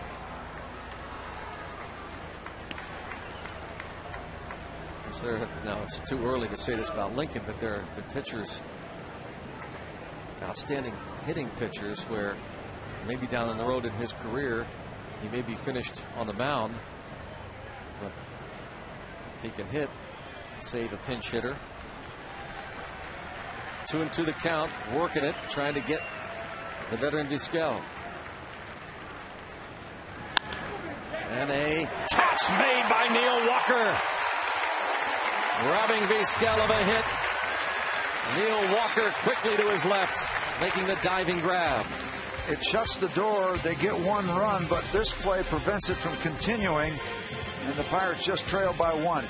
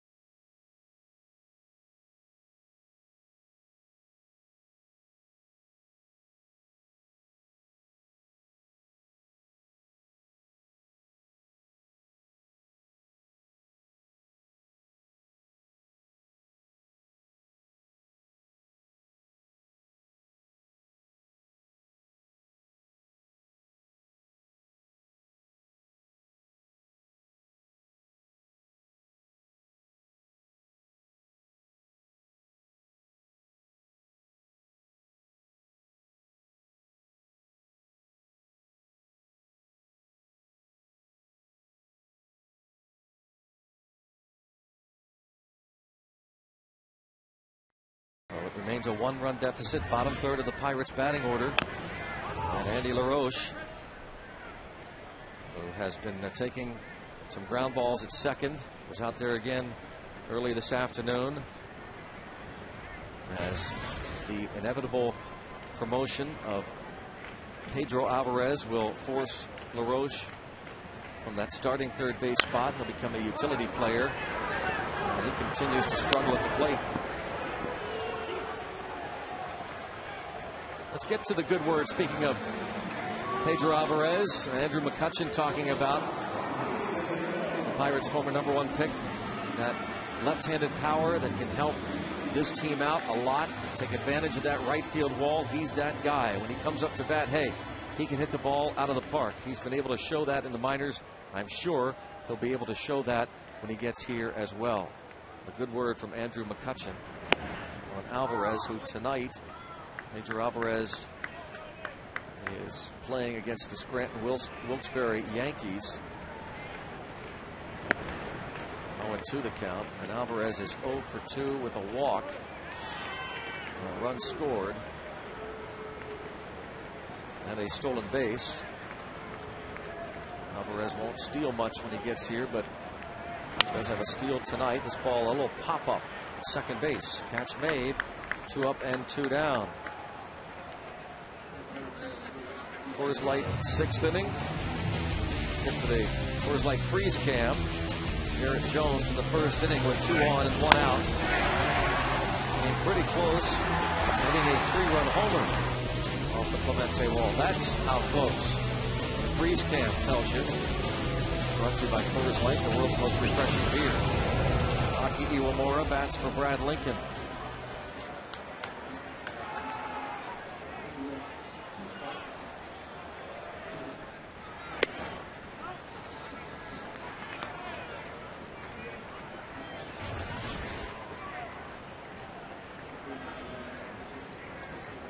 Three for 11 as a pinch hitter.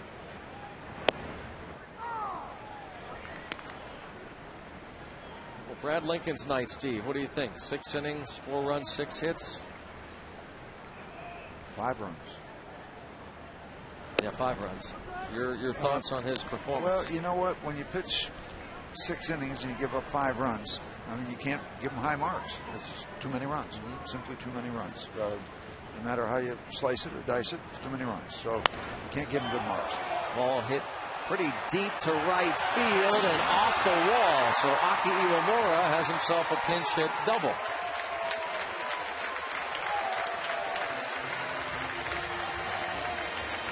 What would be nice in this 2-out situation, score a bunch of runs, and even though it wasn't his finest hour as a starting pitcher, maybe give him a cheap win. That works. Iwamura actually has been swinging the bat much better off the bench the last 3 weeks. Not quite as high off the wall as Garrett Jones early in the ball game, but up there, not too far from getting out of here. Ozzie Guillen wants the right-hander. Freddie Garcia goes 5 2/3. He has a chance for a W. The 8-1-1 Columbia Gas call to the pen.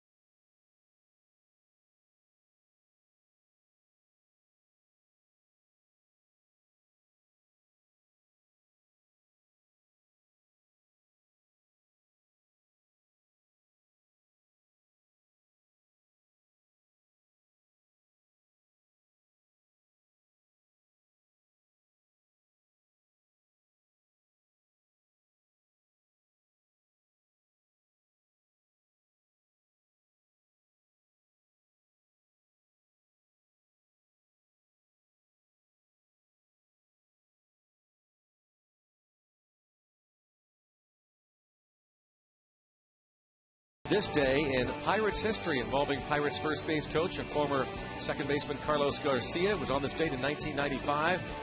He went 2 for 3 with a double, a home run, and drove in 6 as the Pirates beat the Dodgers 11-7. Denny Nagel winning his 6th game of the year on that day, June 15th, 1995. Thank you, Day Automotive. 6 ribbies. Of course, Sergio Santos, his former minor league position player, coming on, and his numbers are glittering. 21 innings, 27 strikeouts. Up until last year, a position player. In fact, a pretty good position player. 72 career minor league home runs for Sergio Santos. Well, you don't see a guy make a transition this quickly from position to pitcher and be this successful. Get that right. Former first-round pick of the Diamondbacks 8 years ago. Santos' first pitch to Jose Tabata is ball 1. Well, maybe they're thinking, if you're a first-round pick and we're going to give you a lot of money, we're going to try you out a lot of different things. Yep.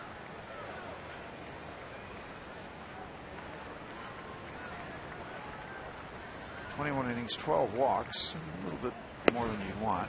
Goes 2-0 here to Mr. Tabata.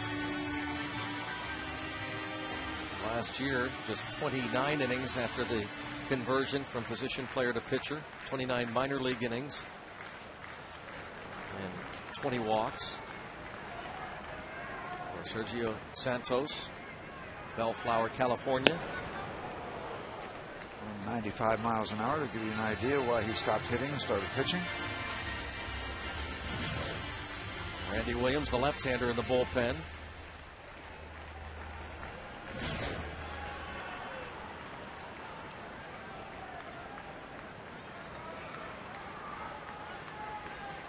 And now the veteran Castro wants to talk with this first-year big league pitcher, Sergio Santos, 250 career minor league hitter.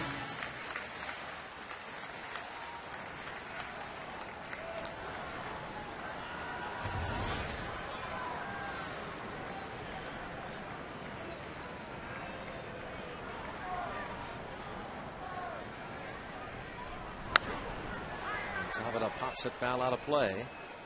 Goes to 2-2.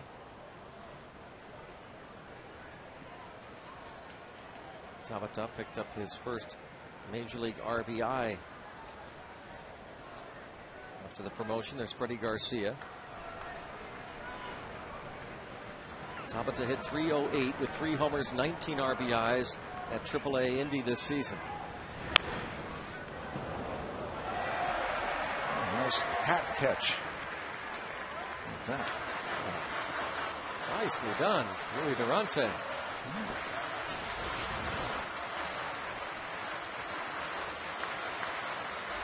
Excellent work there from a bullpen coach who has been kind of back and forth, bullpen to the dugout. Out in the bullpen, I believe Ray Searage.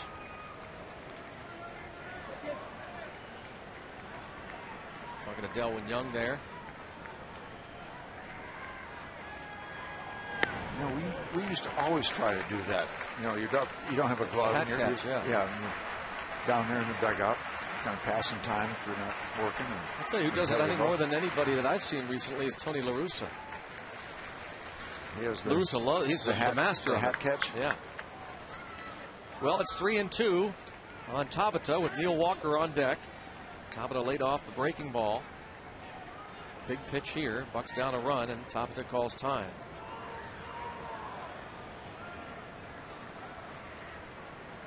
Santos trying to keep that run from scoring and give his starter Garcia a chance for the W. Stays 3-2. You know, I was looking just the concept of changing from position player to pitcher.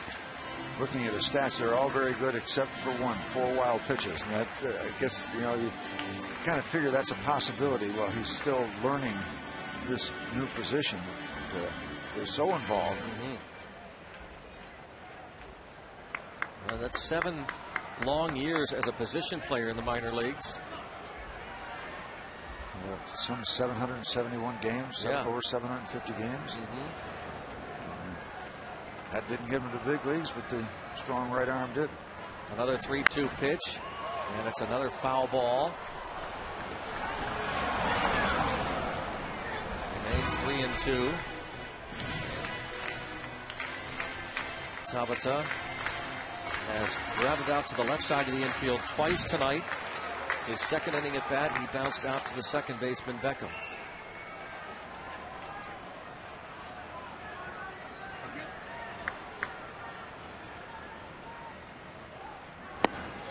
And he walked him. Fine at bat there from Tabata. Brad Lincoln looks on, and out comes Don Cooper, the pitching coach.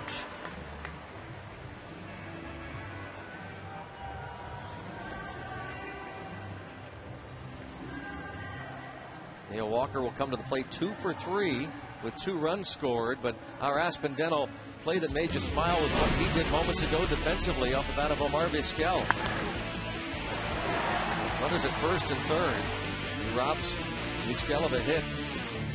Boy, that was a big out. That inning had all the possibilities of turning into something big for the White Sox, but it didn't because of Mr. Walker. The Aspendeno play that made you smile. Now Walker facing Sergio Santos.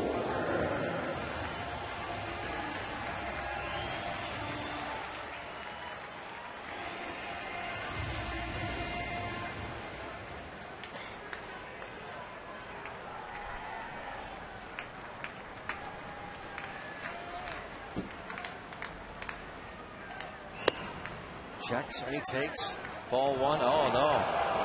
Ted Barrett says yes, he did go.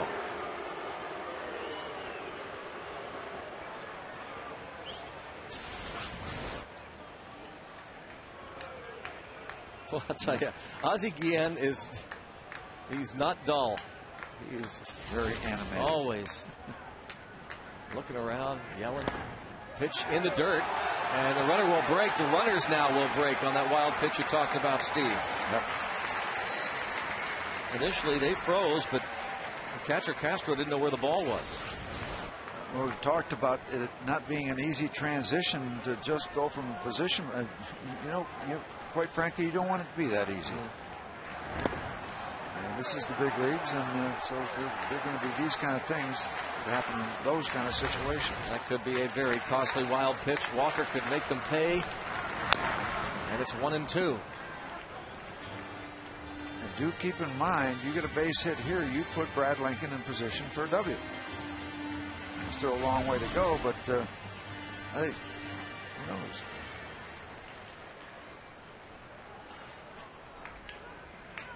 Six RBIs with men in scoring position. 6 of his 8 ribbies. Now in the hole, 1-2. But Santos cranks it up to 96 to blow it by Neil Walker. Pirates strand a pair. On to the 7th we go. 5-4. Hail Hose.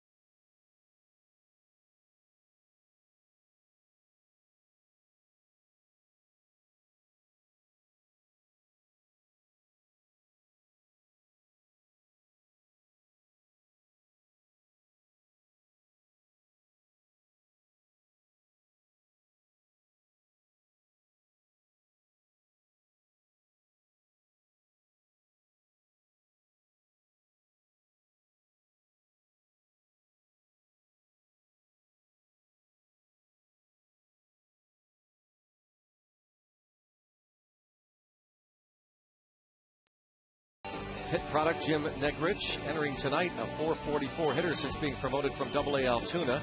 Scranton leads 4-1 in that game. And Scranton Wilkes-Barre, Daniel McCutcheon had given up just 1 run going into the 8th inning. He ends up giving up a total of 3 on 3 hits, a walk, and 3 strikeouts. Jim Negrich, another hit tonight as well. Carrasco. DJ. Trying to work here. Pirates down by 1.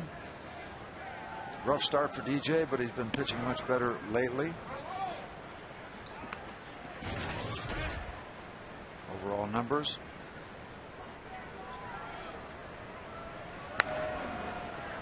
Gradually chopping that ERA down. It was quite high early. Carrasco pitched on Sunday against the Tigers in Detroit. Came on with a man aboard in the bottom of the 8th inning. Was able to get 2 outs, but he uncorked a wild pitch.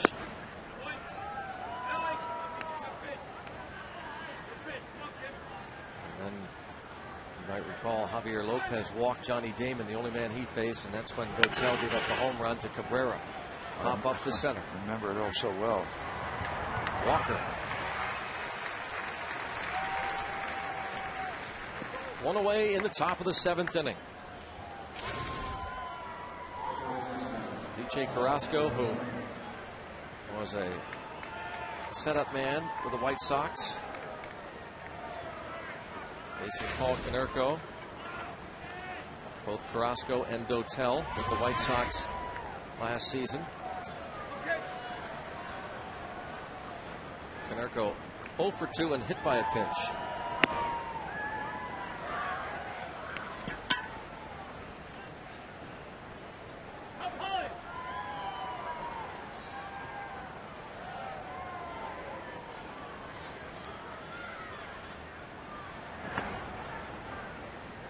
Goes to 2-0.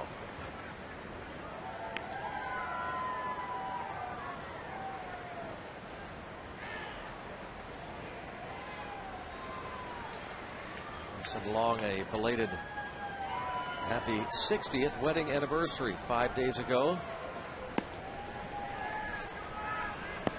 to Ralph and Audrey Gable. Got a note from their son Paul, very loyal Pirate fans, from Jeanette, PA. 3-1 the count on Konerko.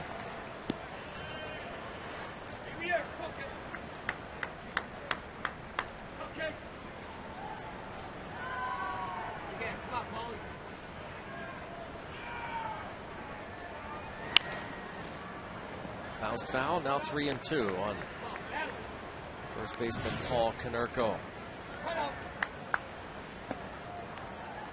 What a career he has had wearing the black and white of the Chicago White Sox. Since being traded over from the Reds in the Mike Cameron deal before the '99 season.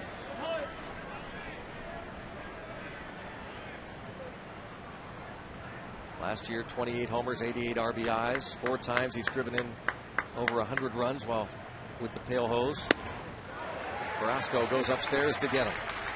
Nicely done. The old up and in fastball. Prevent the batter from extending.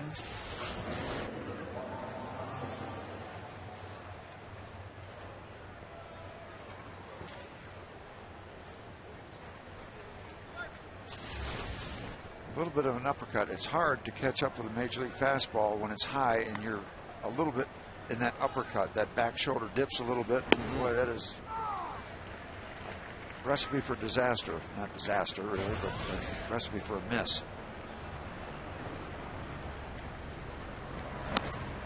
Hard to uppercut high fastballs.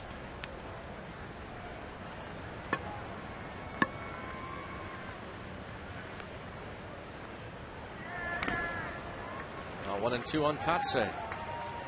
Just once tonight have the White Sox been retired in order. That was in the 5th. And likewise, the Pirates have been retired 1, 2, 3 just once. And that 5th inning 1, 2, 3 program at the hands of Mr. Tabata went a long way to pick off the ball in front of the bullpen. Ball in on Kotsay and found into the Pirates dugout. It remains 1-2. Pirates trying to snap this losing streak. White Sox trying to get on a roll. You can kind of stay on that mini roll. They've won 4 out of their last 5.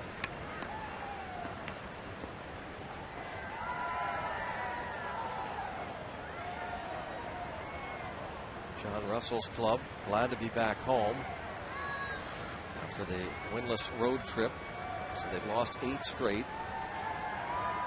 And Carrasco does indeed have a 1-2-3 7th inning. We'll stretch and see if we can't stretch some hits out of the bats. Bucks down a run against the Chicago White Sox.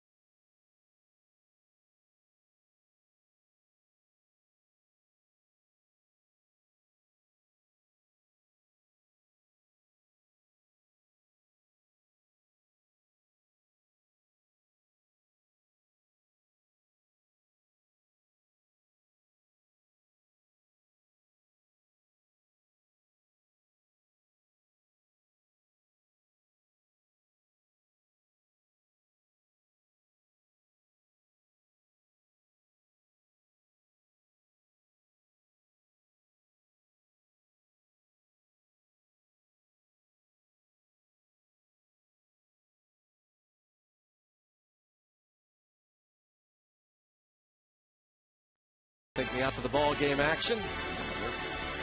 Not too far away from starting to rev it up. And we're not too far away from the 3rd annual Pirates Charities on FSN auction, live from the Trib Total Media Hall of Fame Club. It starts Thursday at 6:30. Don't miss your chance to bid on the opportunity for you and 3 friends to run in the Great Pierogi Race during a Pirates game. And remember, your generosity supports Pirates Charities' commitment to strengthening our community. Well, you think Mike Tomlin wouldn't like to see this guy running some routes, huh? Yeah, he could. This guy's a burner. He can fit into a lot of situations. McCutchen, of course, a great athlete. Tonight he has walked, lined out, singled in a run, stolen 2 bases, scored a pair out of Fort Meade High School in Florida. Played baseball, football, ran track.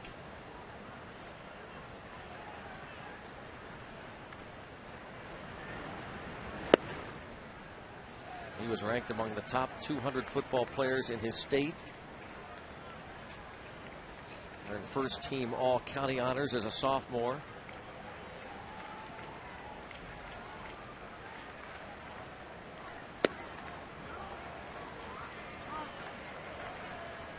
Two and two on Andrew McCutchen.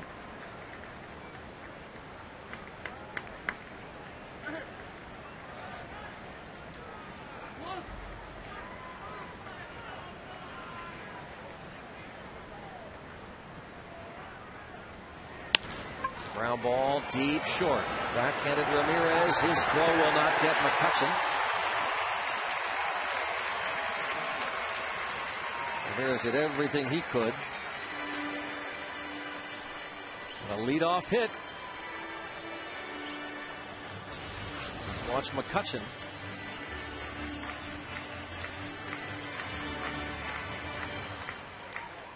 And watch Ramirez. A good try, but too much speed. Too much speed. Isolate that. Speed. And the hit. McCutcheon on base for the third time tonight, his second hit.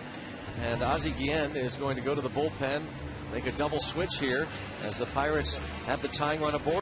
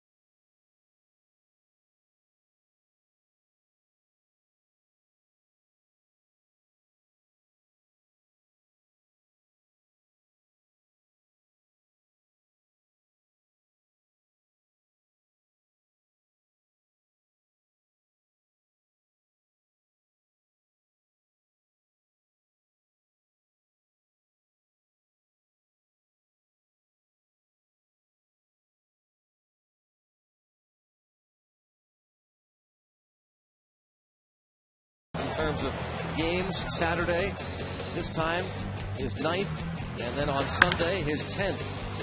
That home run, a line drive dinger leading off the second inning against Armando Galarraga. Coors Light, cold, hard blast. Brought to you by Coors Light, the world's most refreshing beer. Andrew Jones takes over in right field, part of the double switch. And the new pitcher is the left-hander Matt Thornton. A lot of Jones stuff going on. Kotsay leaves, Andrew Jones in, Thornton flamethrower. Check it out, 26 innings, 37 strikeouts. Probably not going to see a lot of finesse. I've not seen this young man, but it sounds like he throws pretty hard and strikes a lot of people out. First in strikeouts per 9 innings in the American League.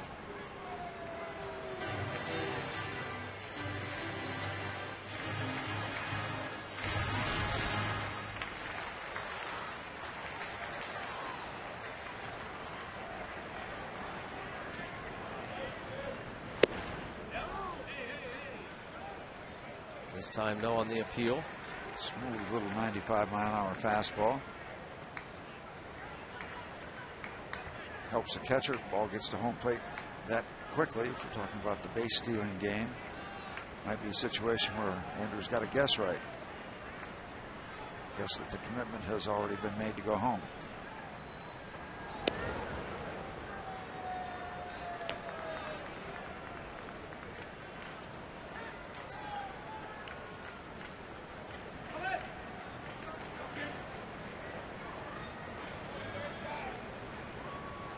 Decent lead. And a retreat. Very concerned about him. McCutcheon, who stole bases in the 5th, 2nd and 3rd, back-to-back with Jones at the plate.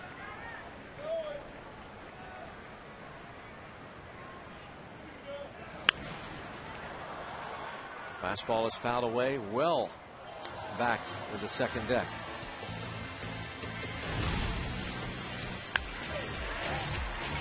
Fifth inning RBI single, and then the steal of second.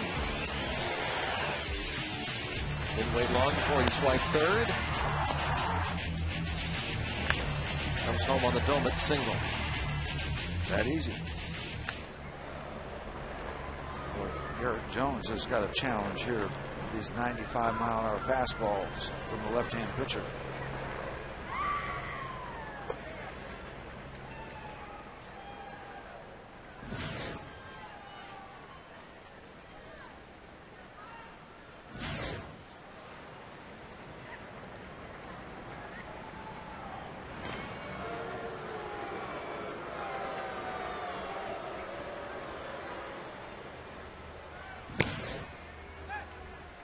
Tony Pena loosening in the bullpen.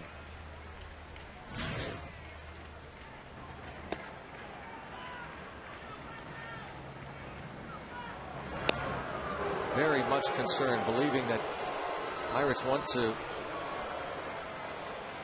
get McCutchen into scoring position.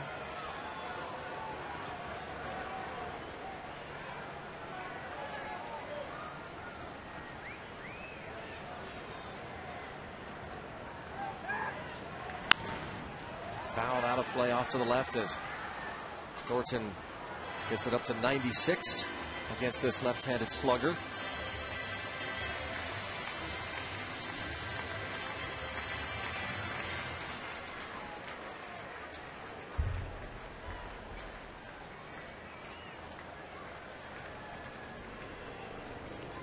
One ball, 2 strikes. The count remains on Garrett Jones. Bucks down a run. A swing and a miss at the high fastball. Thornton strikes out Garrett Jones. Adds to that impressive total.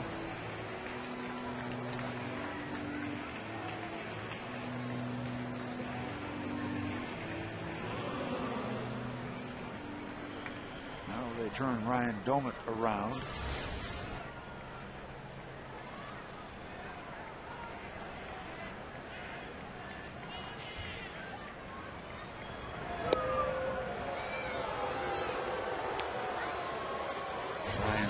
Batting average much better on the other side of home plate.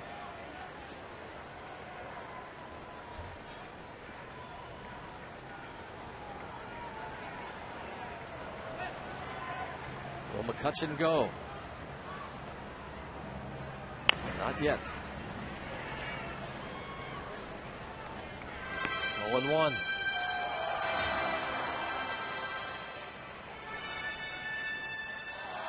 Thornton over the years has done a pretty good job of holding runners. His former first-round pick of the Mariners, Matt Thornton from Three Rivers, Michigan. Well, as a left-hander, he certainly has a built-in advantage.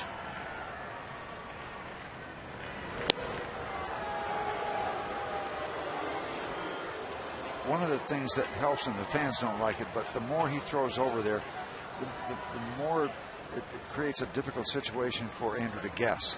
You know, that he's just committed to go to home plate. He's just thrown over there so often that kind of blurs that thought a little bit. This year, in case you're wondering, 2 attempts, 2 stolen bases. Opponents 2 for 2 with Thornton on the mound. I've got to guess those are guesses.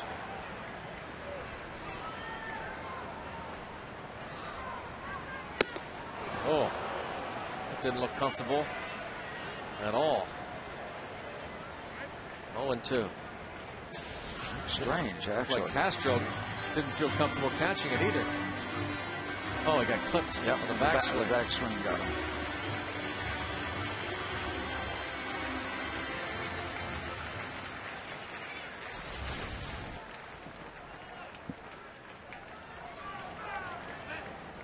Count 0-2.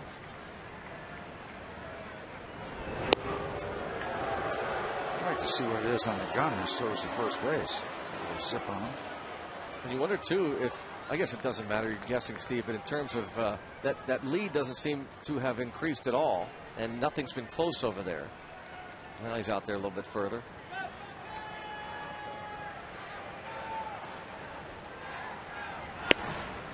One and two. If he wasn't throwing over there as often, you might think, okay, I'm going to guess because he's not coming over here often, so my percentages are pretty good. But the number of throws he's made takes those percentages down that were very much in your favor if he doesn't throw over a lot. It's just tough right now to catch up with these 95-mile-an-hour fastballs from Thornton. Ryan Doumit is batting only .207 from this side of the plate, 1 of his 6 home runs as a right-hand hitter.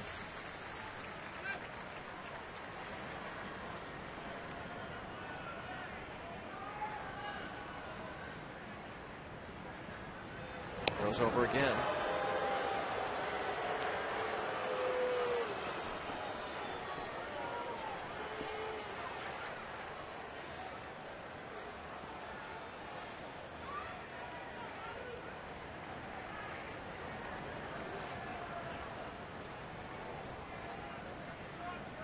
And again.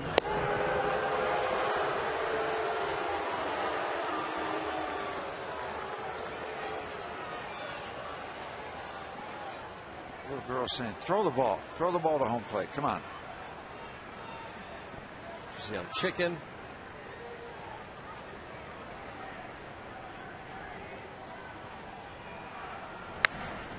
Stays 1-2. Again, 95 miles an hour. Very much a defensive swing to stay alive.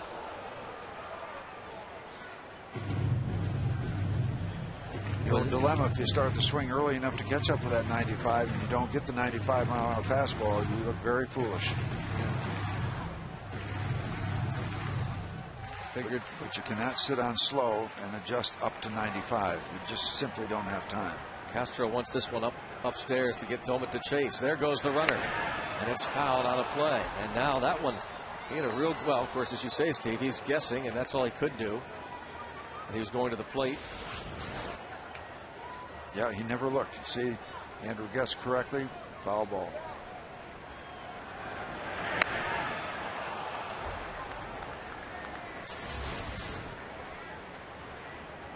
And he knows he had it.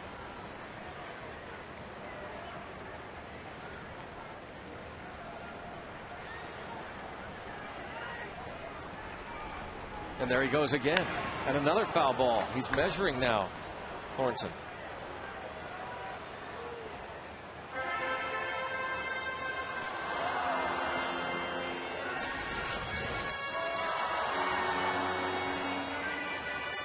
Another look. Yep. Another steal. But you got a hitter down there trying to stay alive too. You know, it's just not all about Andrew McCutchen at first base.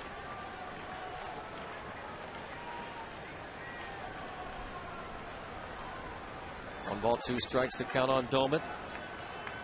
Pirates down a run as Matt Thornton comes on in relief. Gets one out, striking out Jones. Well, how about the fielders, Steve? It's one thing to have a guy who's kind of plodding along on the pitcher's mound. But, man, these guys are back on their heels.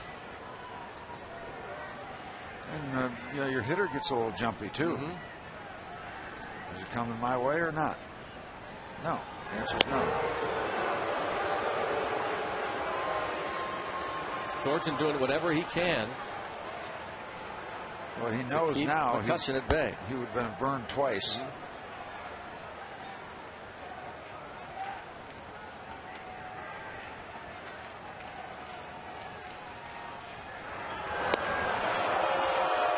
Thornton could care less that this crowd is restless.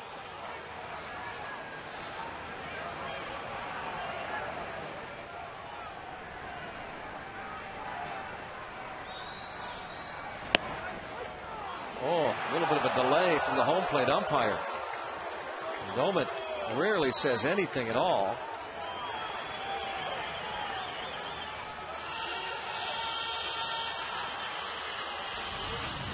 Check it out. He's got a beef. Ryan Domit has a legitimate beef.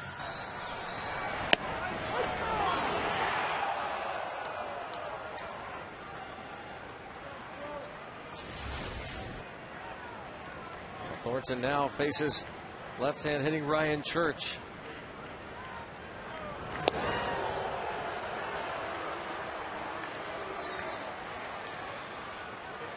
Church has 4 hits and 25 at-bats this season against left-handed pitching. That computes to a 160 average. Came in hitting only 186. He has made the last out in his 3 at-bats, and a stolen base for McCutchen is his 3rd of the game. Inevitable, and it happens.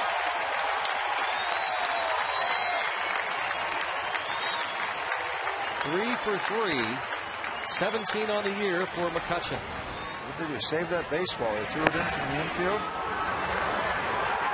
First 3-steal game. I'm not sure what that's all about. But, yeah, they want the baseball.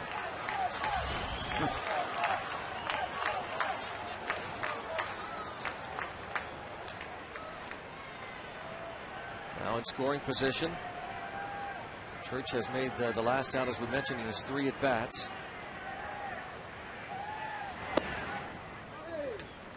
He came to the plate in the first inning with Garrett Jones at third base and 2 outs, and he bounced out to second. In the third inning, he was at the plate with runners at first and third, and he flied out to end that inning. Last time in the 5th, Dolmet was at first base with 2 outs, and Church flied to center. I'd like to end that pattern. Shortstop Ramirez will throw him out, however. Not a good night for Ryan Church. Through 7, 5-4 White Sox.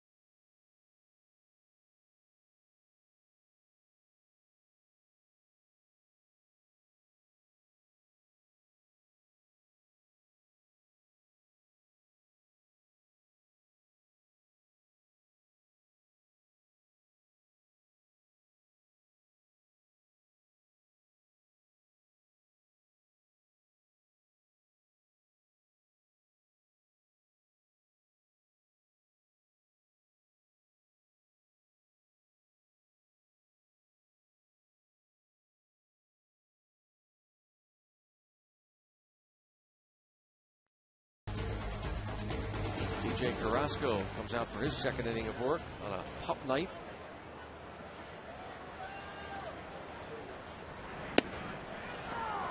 Alexi Ramirez shows bunt and takes a strike. He has 2 hits and 3 at-bats.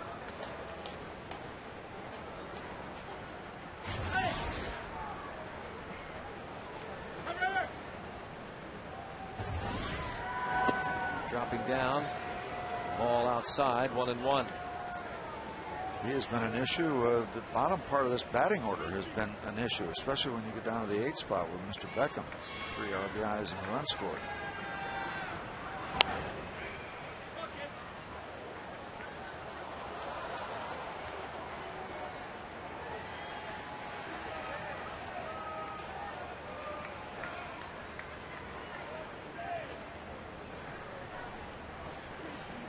Five of the 6 hits for Ramirez, Castro, and Beckham. Pop up. Walker comes in.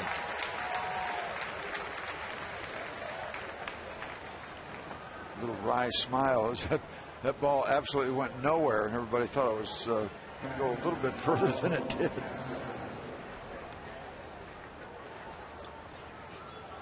See if Carrasco can retire Castro.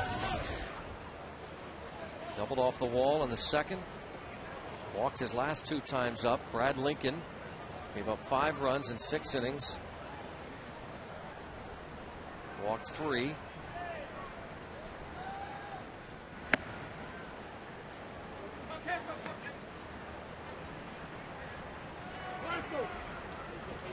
Castro listed as 6'3", 240 pounds, 34 years old, from Vega Baja, Puerto Rico.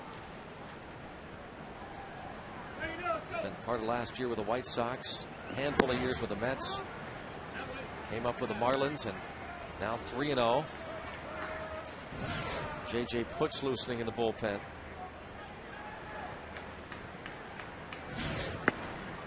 Wow, what is it about Ramon Castro? Castro had 2 walks coming into this game, limited action. This is just his 10th ball game, and again, he's been the personal catcher for Freddie Garcia. But he has 3 walks tonight. Working on a perfect night. Double, 3 free passes.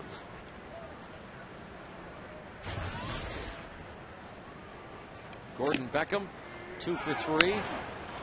And he hits a fly ball deep to left. Back Tabata. Make the catch.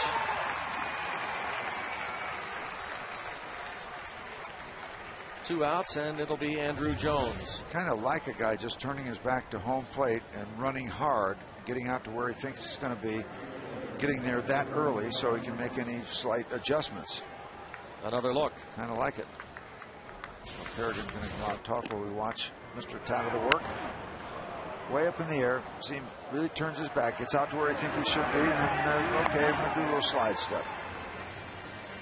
By getting out there early, it gives you time to make any adjustments if needed.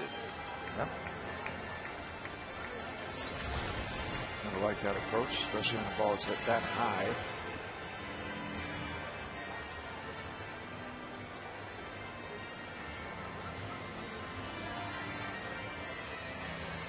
A little scouting report there from Kerrigan for Carrasco and Doman and Andruw Jones.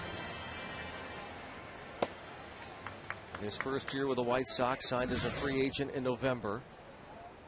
He turned 33 in April. Javier Lopez loosens. Juan Pierre, left-hand hitter, on deck. Despite a batting average for Andruw Jones of just .211, he does have 10 home runs and 22 RBIs. Remember when he was doing all that work with the Atlanta Braves? Oh, yeah. One of the best all-around players in the game. Yep. Because of his great years with Atlanta, the Los Angeles Dodgers signed him to a huge contract, and he was just as big a disappointment. He hit just .158 for the Dodgers 2 years ago. They finally cut him loose. He signed with Texas last year. Oh, looking to hit that one to Blaunox. Yeah, a little perspective. Everybody's talking about Steven Strasburg, and they should be. And they're saying, well, he's worth every penny, but there have been these kind of contracts too that the Dodgers had to deal with. They don't all work out. Some of them do, some of them don't. But I'll tell you, all things considered, the Steven Strasburg thing with the Pirates against the Pirates, what a shot in the arm for baseball. Yep. Carrasco pitches 2 scoreless innings of relief with 3 strikeouts, the former White Sox pitcher. And the Pirates will have LaRoche Cedeno in the pitcher spot, due up in the bottom of the 8th.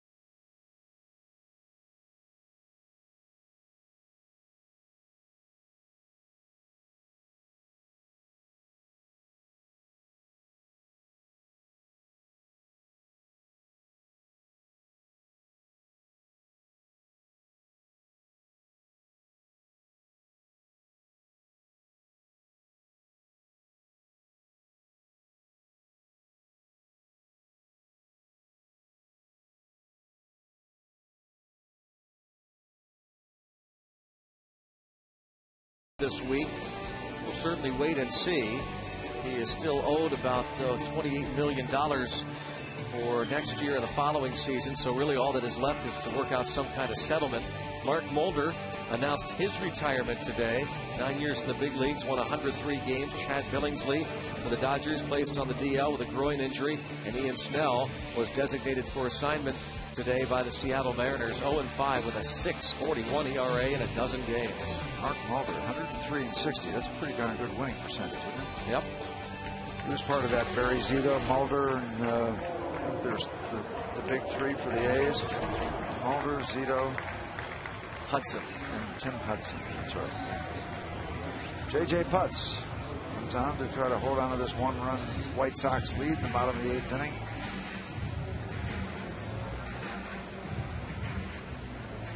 We'll have a pinch hitter for Andy LaRoche. It'll be Delwyn Young.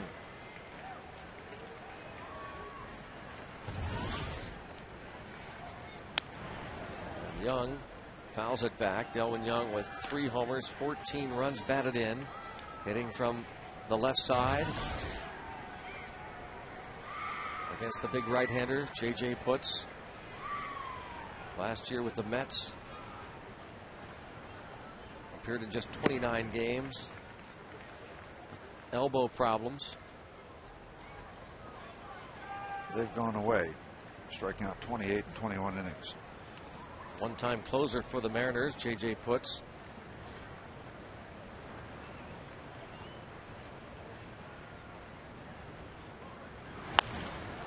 Fly ball to center. Comfortable. Not much of an issue for Mr. Rios, kind of in his tracks.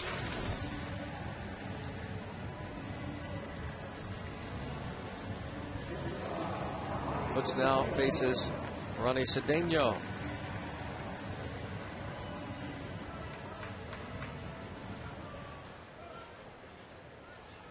Andy LaRoche lifted in favor of Delwyn Young.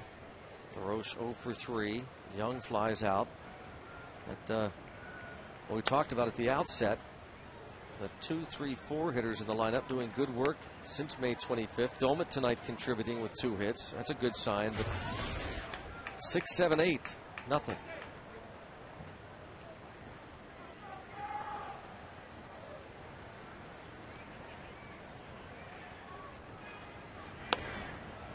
Wanted foul by Cedeno. Well, regardless of the outcome of this game, you will hear tomorrow morning around the media outlets about the hue and cry about Pedro Alvarez when your third baseman goes 0 for 4, and you know, I hope people don't think that Alvarez is going to be some kind of messiah, that he's going to come in and, you know, ride in on the white horse and save the town. Yeah, that's what Neil Huntington was saying earlier today, that, you know, it's unfair. That's just the way it is, though. Yep. He's a first-round pick, and that's what you get. It's part of the territory. They signed him to a big contract. When he gets here, good pressure's going to be on him to deliver, but he's not going to deliver every night, no doubt. 0-2. Of course, there are those who say, with this offense struggling like it is, in that third base position, the Pirates could use that big left-handed power threat even. Yep. And those like Tabata and Walker and Lincoln and others who have seen him play believe strongly that he really won't miss a beat once he arrives. Hope you're right. He'll have some holes, but don't most power hitters have some holes, right? Absolutely. Yeah. Yep. The big guys are usually the most pitchable, except when they hurt you big. Mm-hmm. They don't hurt you with a base hit.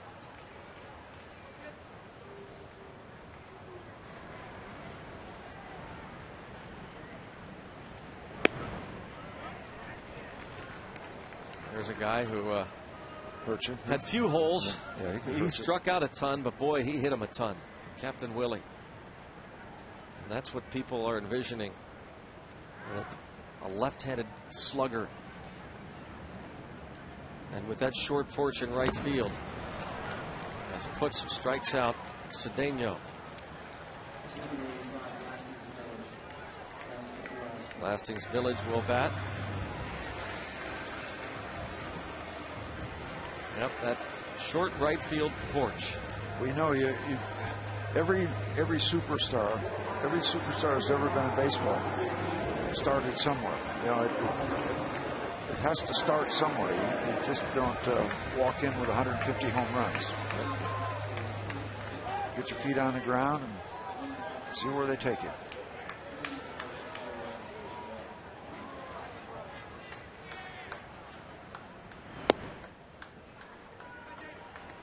What is interesting as you look at this team and the nucleus start to come together, we mentioned Tabata, McCutchen, and Walker, Garrett Jones, eventually Pedro Alvarez. What will that outfield mix look like? Tabata is not a home run hitter, at least not yet. They do believe he'll fill out and he'll start to hit for more power. McCutchen, not a home run hitter. Usually you need about at least one of those three to provide some pop. Milledge has not done that.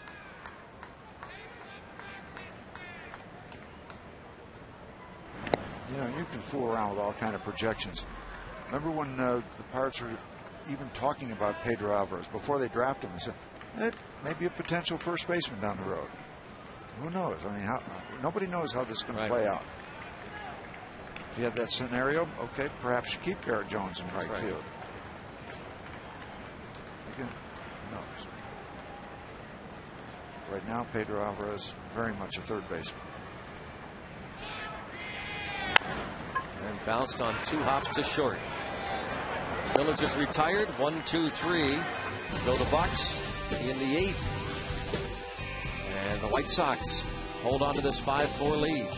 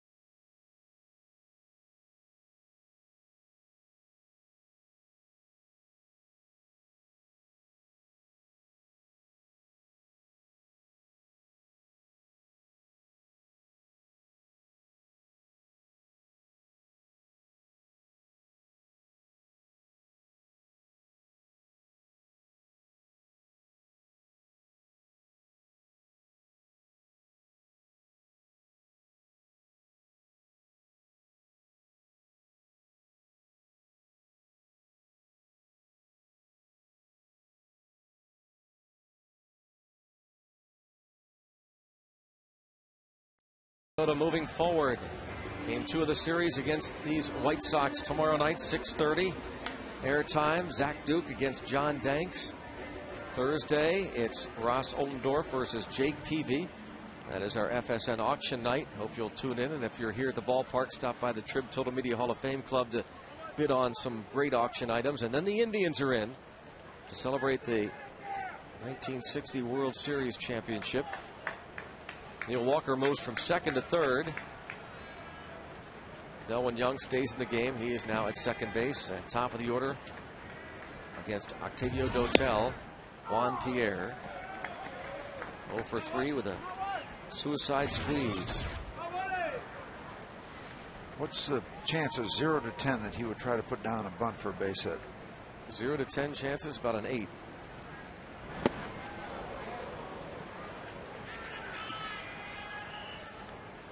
Ball, 1 strike on Juan Pierre. Got to be up there. Got a 1-run lead. Love to have a base runner. Think about some insurance. He tries to bunt at least once a game, but that doesn't I mean, he's limited to only once a game. He's dropped down that squeeze bunt that brought in a run. He's also bounced back to the mound, flied out to left, and bounced to third.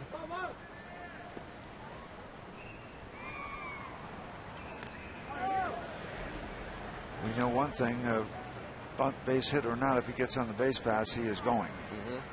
Nothing to lose. They've got a 1-run lead. They need 3 outs. They'd love to have 2. If they don't, they can live with 1.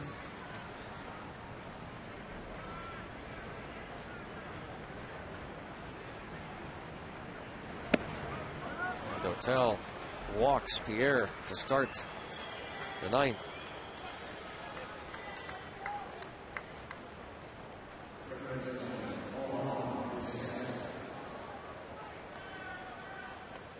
Now Omar Vizquel 0 for 4 in this one. Brendan Donnelly, Joel Hanrahan in the Pirates bullpen. Bobby Jenks is the closer for the White Sox. And the ball gets away. And Pierre will wind up at third base. Easily.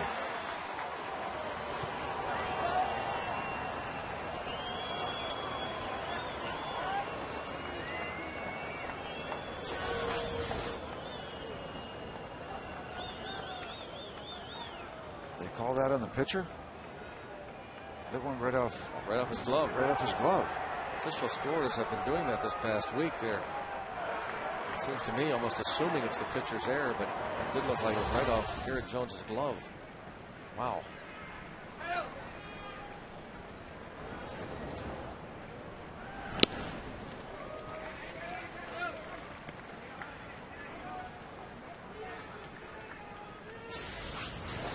Here's another look. Sheesh.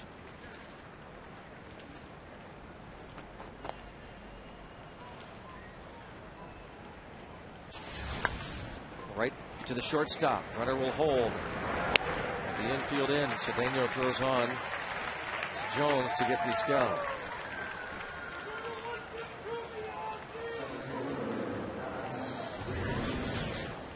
Pierre at third after the walk and the error. People might be wondering, what about a squeeze play right there? Well, you usually don't do it with no outs. 1 out is the ideal situation. So you never know. They were successful once tonight. Like you say, though, you never know with Ozzie Guillen.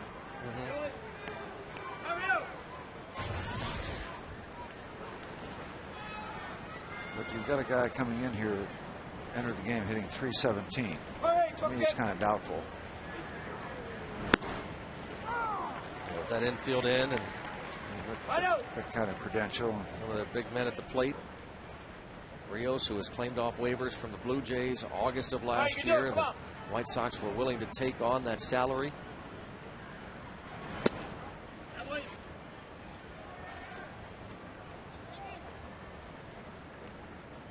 Two-one count on Alex Rios.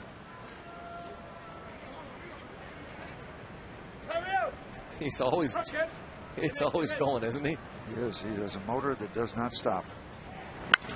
Shot past Cedeno. Insurance for the White Sox.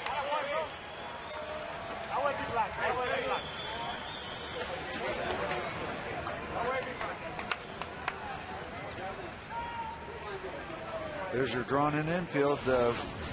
Everybody knows it, and that's the risk you take. If he's back, maybe he gets that ball, but it was hit very sharply. Depends on how they're shading him. If he is back, if they're shading him at the least bit into the hole, it's still a base hit.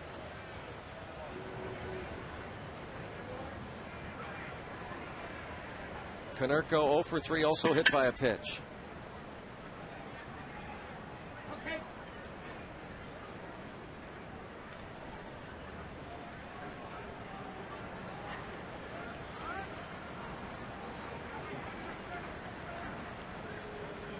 Domit now to talk with Dotel. Dotel gave up the game-winning home run to Miguel Cabrera on Sunday.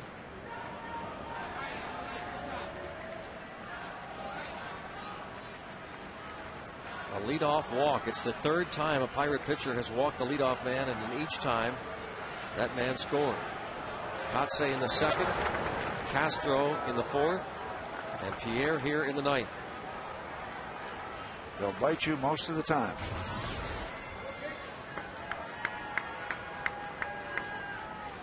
You could say it's the difference in the game. Pirates about hit the Sox 9-7. They trail by 2. But those 3 leadoff walks coming across the plate.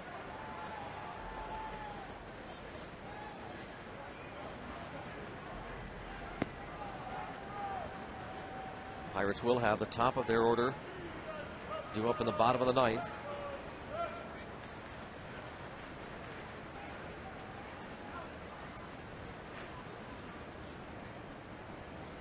And there goes the runner. Pitch out. And caught stealing. Delwin Young applies the tag.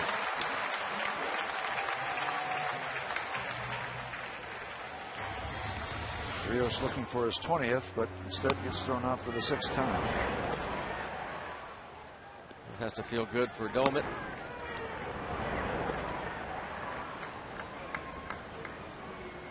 A snow cone there from Delwin Young, but he held on.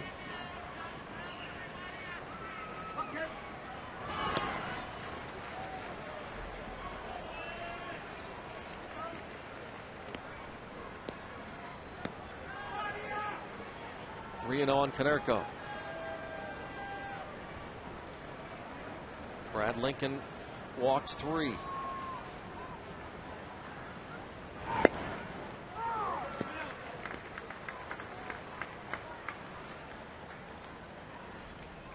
Konerko taking all the way. 17 homers, 46 RBIs.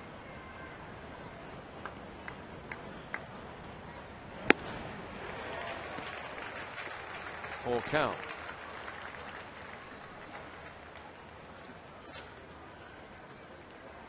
Miguel Cabrera, the Tigers' first baseman, the league leader in homers and also in ribbies. 3-2 count on Konerko. Deep to left. Tabata is over, and he makes a fine running grab to retire Konerko. The walk hurts, the error hurts, and the White Sox now lead by 2.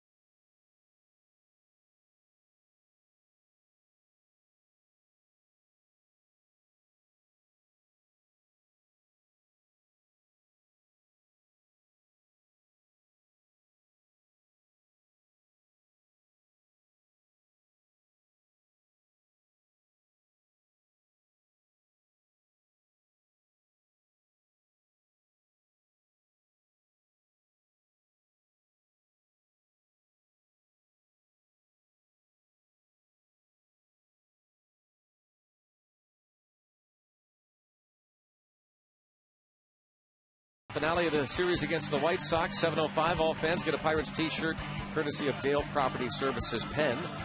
For tickets, visit pirates.com/t-shirt. T-shirt Thursday.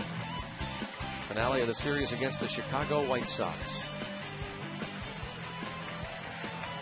Here is Bobby Jenks. Everybody they brought in from the bullpen has more strikeouts and innings pitched, and this is no exception. As you take a look at the 23 2/3 innings, 30 strikeouts.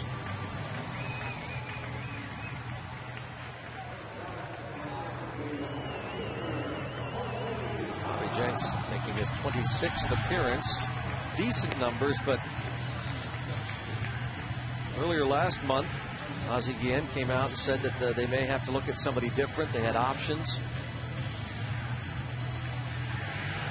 Jenks, who had a 6.75 ERA into the first week of May, has brought that down considerably.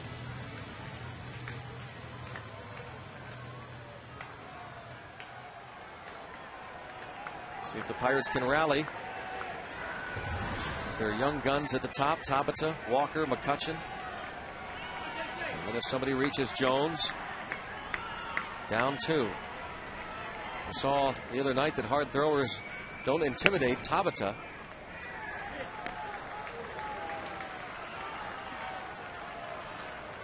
The road 5 times more difficult with that insurance run.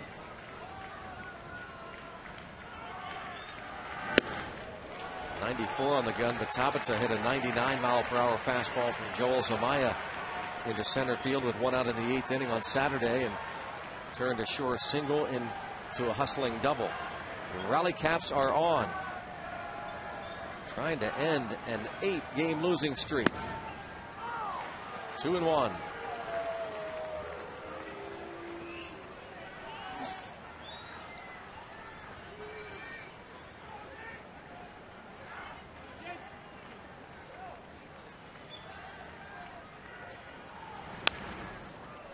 Count 2-2. Tabata tonight has grounded out 3 times and walked.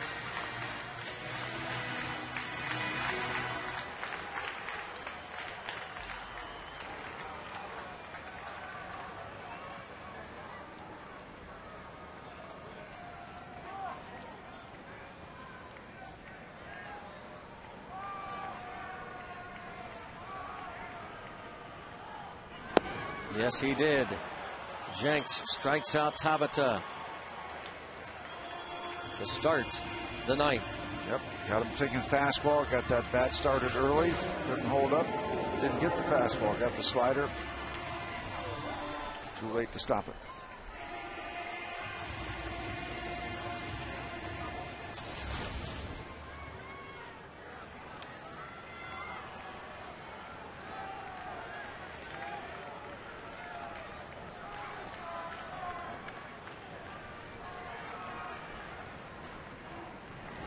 Walker takes a strike.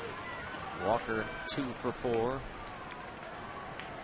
Tabata 0 for 4 with a walk in his 5th big league game after being safely in his first 4.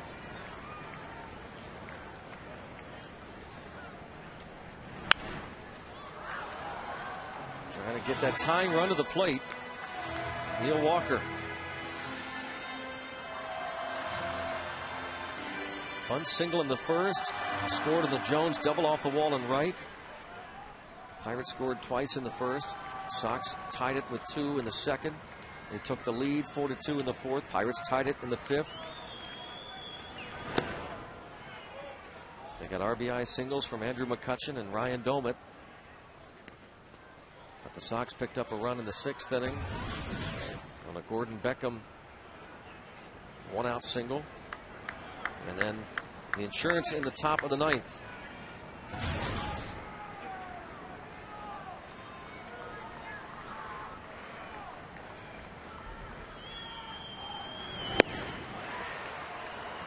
Back-to-back Ks for Jenks. AGH Sports Medicine Pirates postgame with Rob King and Kent Jacoby coming up with highlights and analysis right after the game. Bobby Jenks 1 out away. Looking for save number 12. The first 2 strikeouts off the fastball, away from the fastball. Set up the slider with fastballs. Gets Tabata and Walker. And Freddie Garcia would improve to 7-3. Going 5 2/3, giving up 4 runs. But Santos, Thornton, Putz, and Jenks have shut the door since.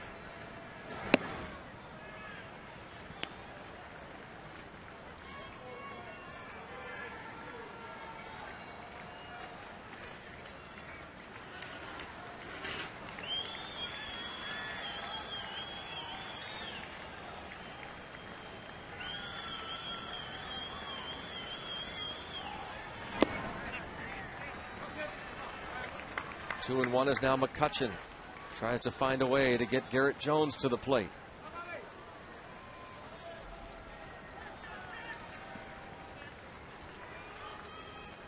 Three stolen bases tonight for McCutchen.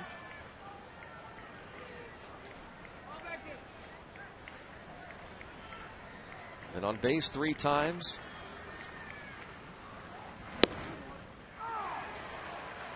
Two and two.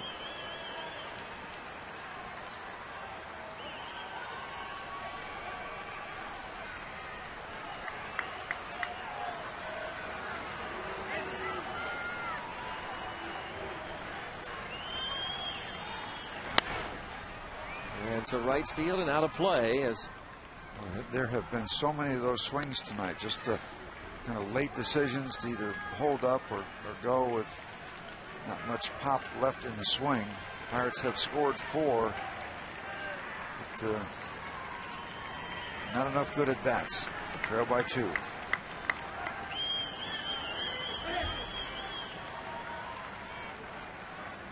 Another 2-2 pitch to McCutchen. Just missed. 3-2 the count. Jones awaits a chance.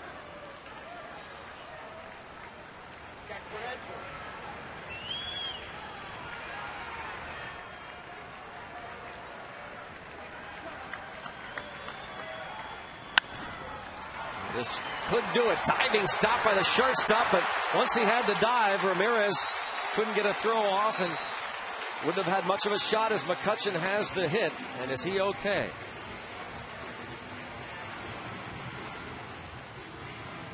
Carlos Garcia going down to make sure he's okay, and he's not.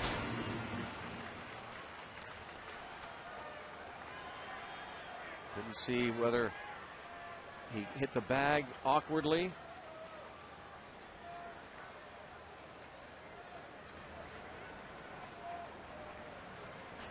After he hits the bag, he winces. I almost thought that he was kind of drawing up a little bit before he got to first base. Well, I don't know. Hard to tell. McCutchen with his 3rd hit on base for the 4th time.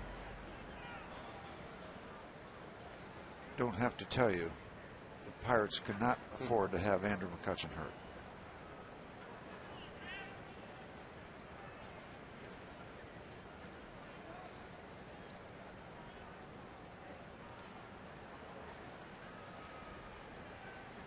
Brad Henderson checking on him.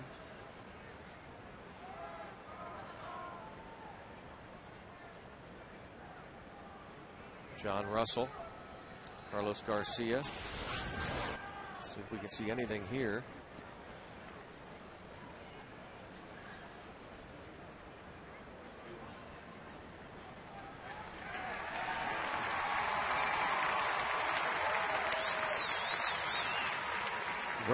Was a long stride for that last contact with first base.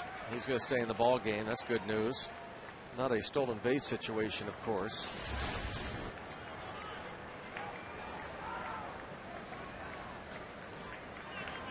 The tying run comes to the plate in the person of Garrett Jones.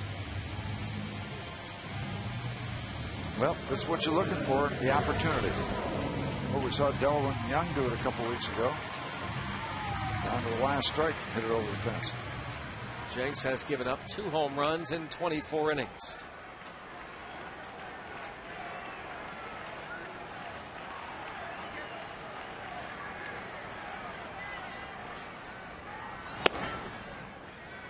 All 1.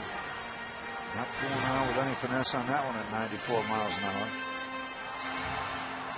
I don't think it's much of a secret that a lot of pitchers that Garrett Jones faces love to get him in those 2-strike situations and then try to get him to go upstairs and chase. And that's right to the shortstop. Ramirez on to first. And the ball game is over. The Pirates' losing streak extends to 9 as Jenks saves it for Freddie Garcia. Well, I think, Greg, you'll have 2 storylines based on this one. The Brad Lincoln disappointing start. He's had 2 starts now, 12 innings, 10 runs given up. and the continuing struggles of Andy LaRoche with the Pedro Alvarez specter in the background. I think that's going to be your storylines as the Pirates come up short again. McCutchen kind of limping back. That could be a story as well, as this homestand continues tomorrow night. In 3 hours and 11 minutes, the White Sox win Game 1 of the 3-game series. And our next telecast of Pirates baseball is tomorrow. First pitch, 7:05. The Trib Total Media Pirates pregame begins at 6:30. It's Zach Duke against John Danks. That's the pitch.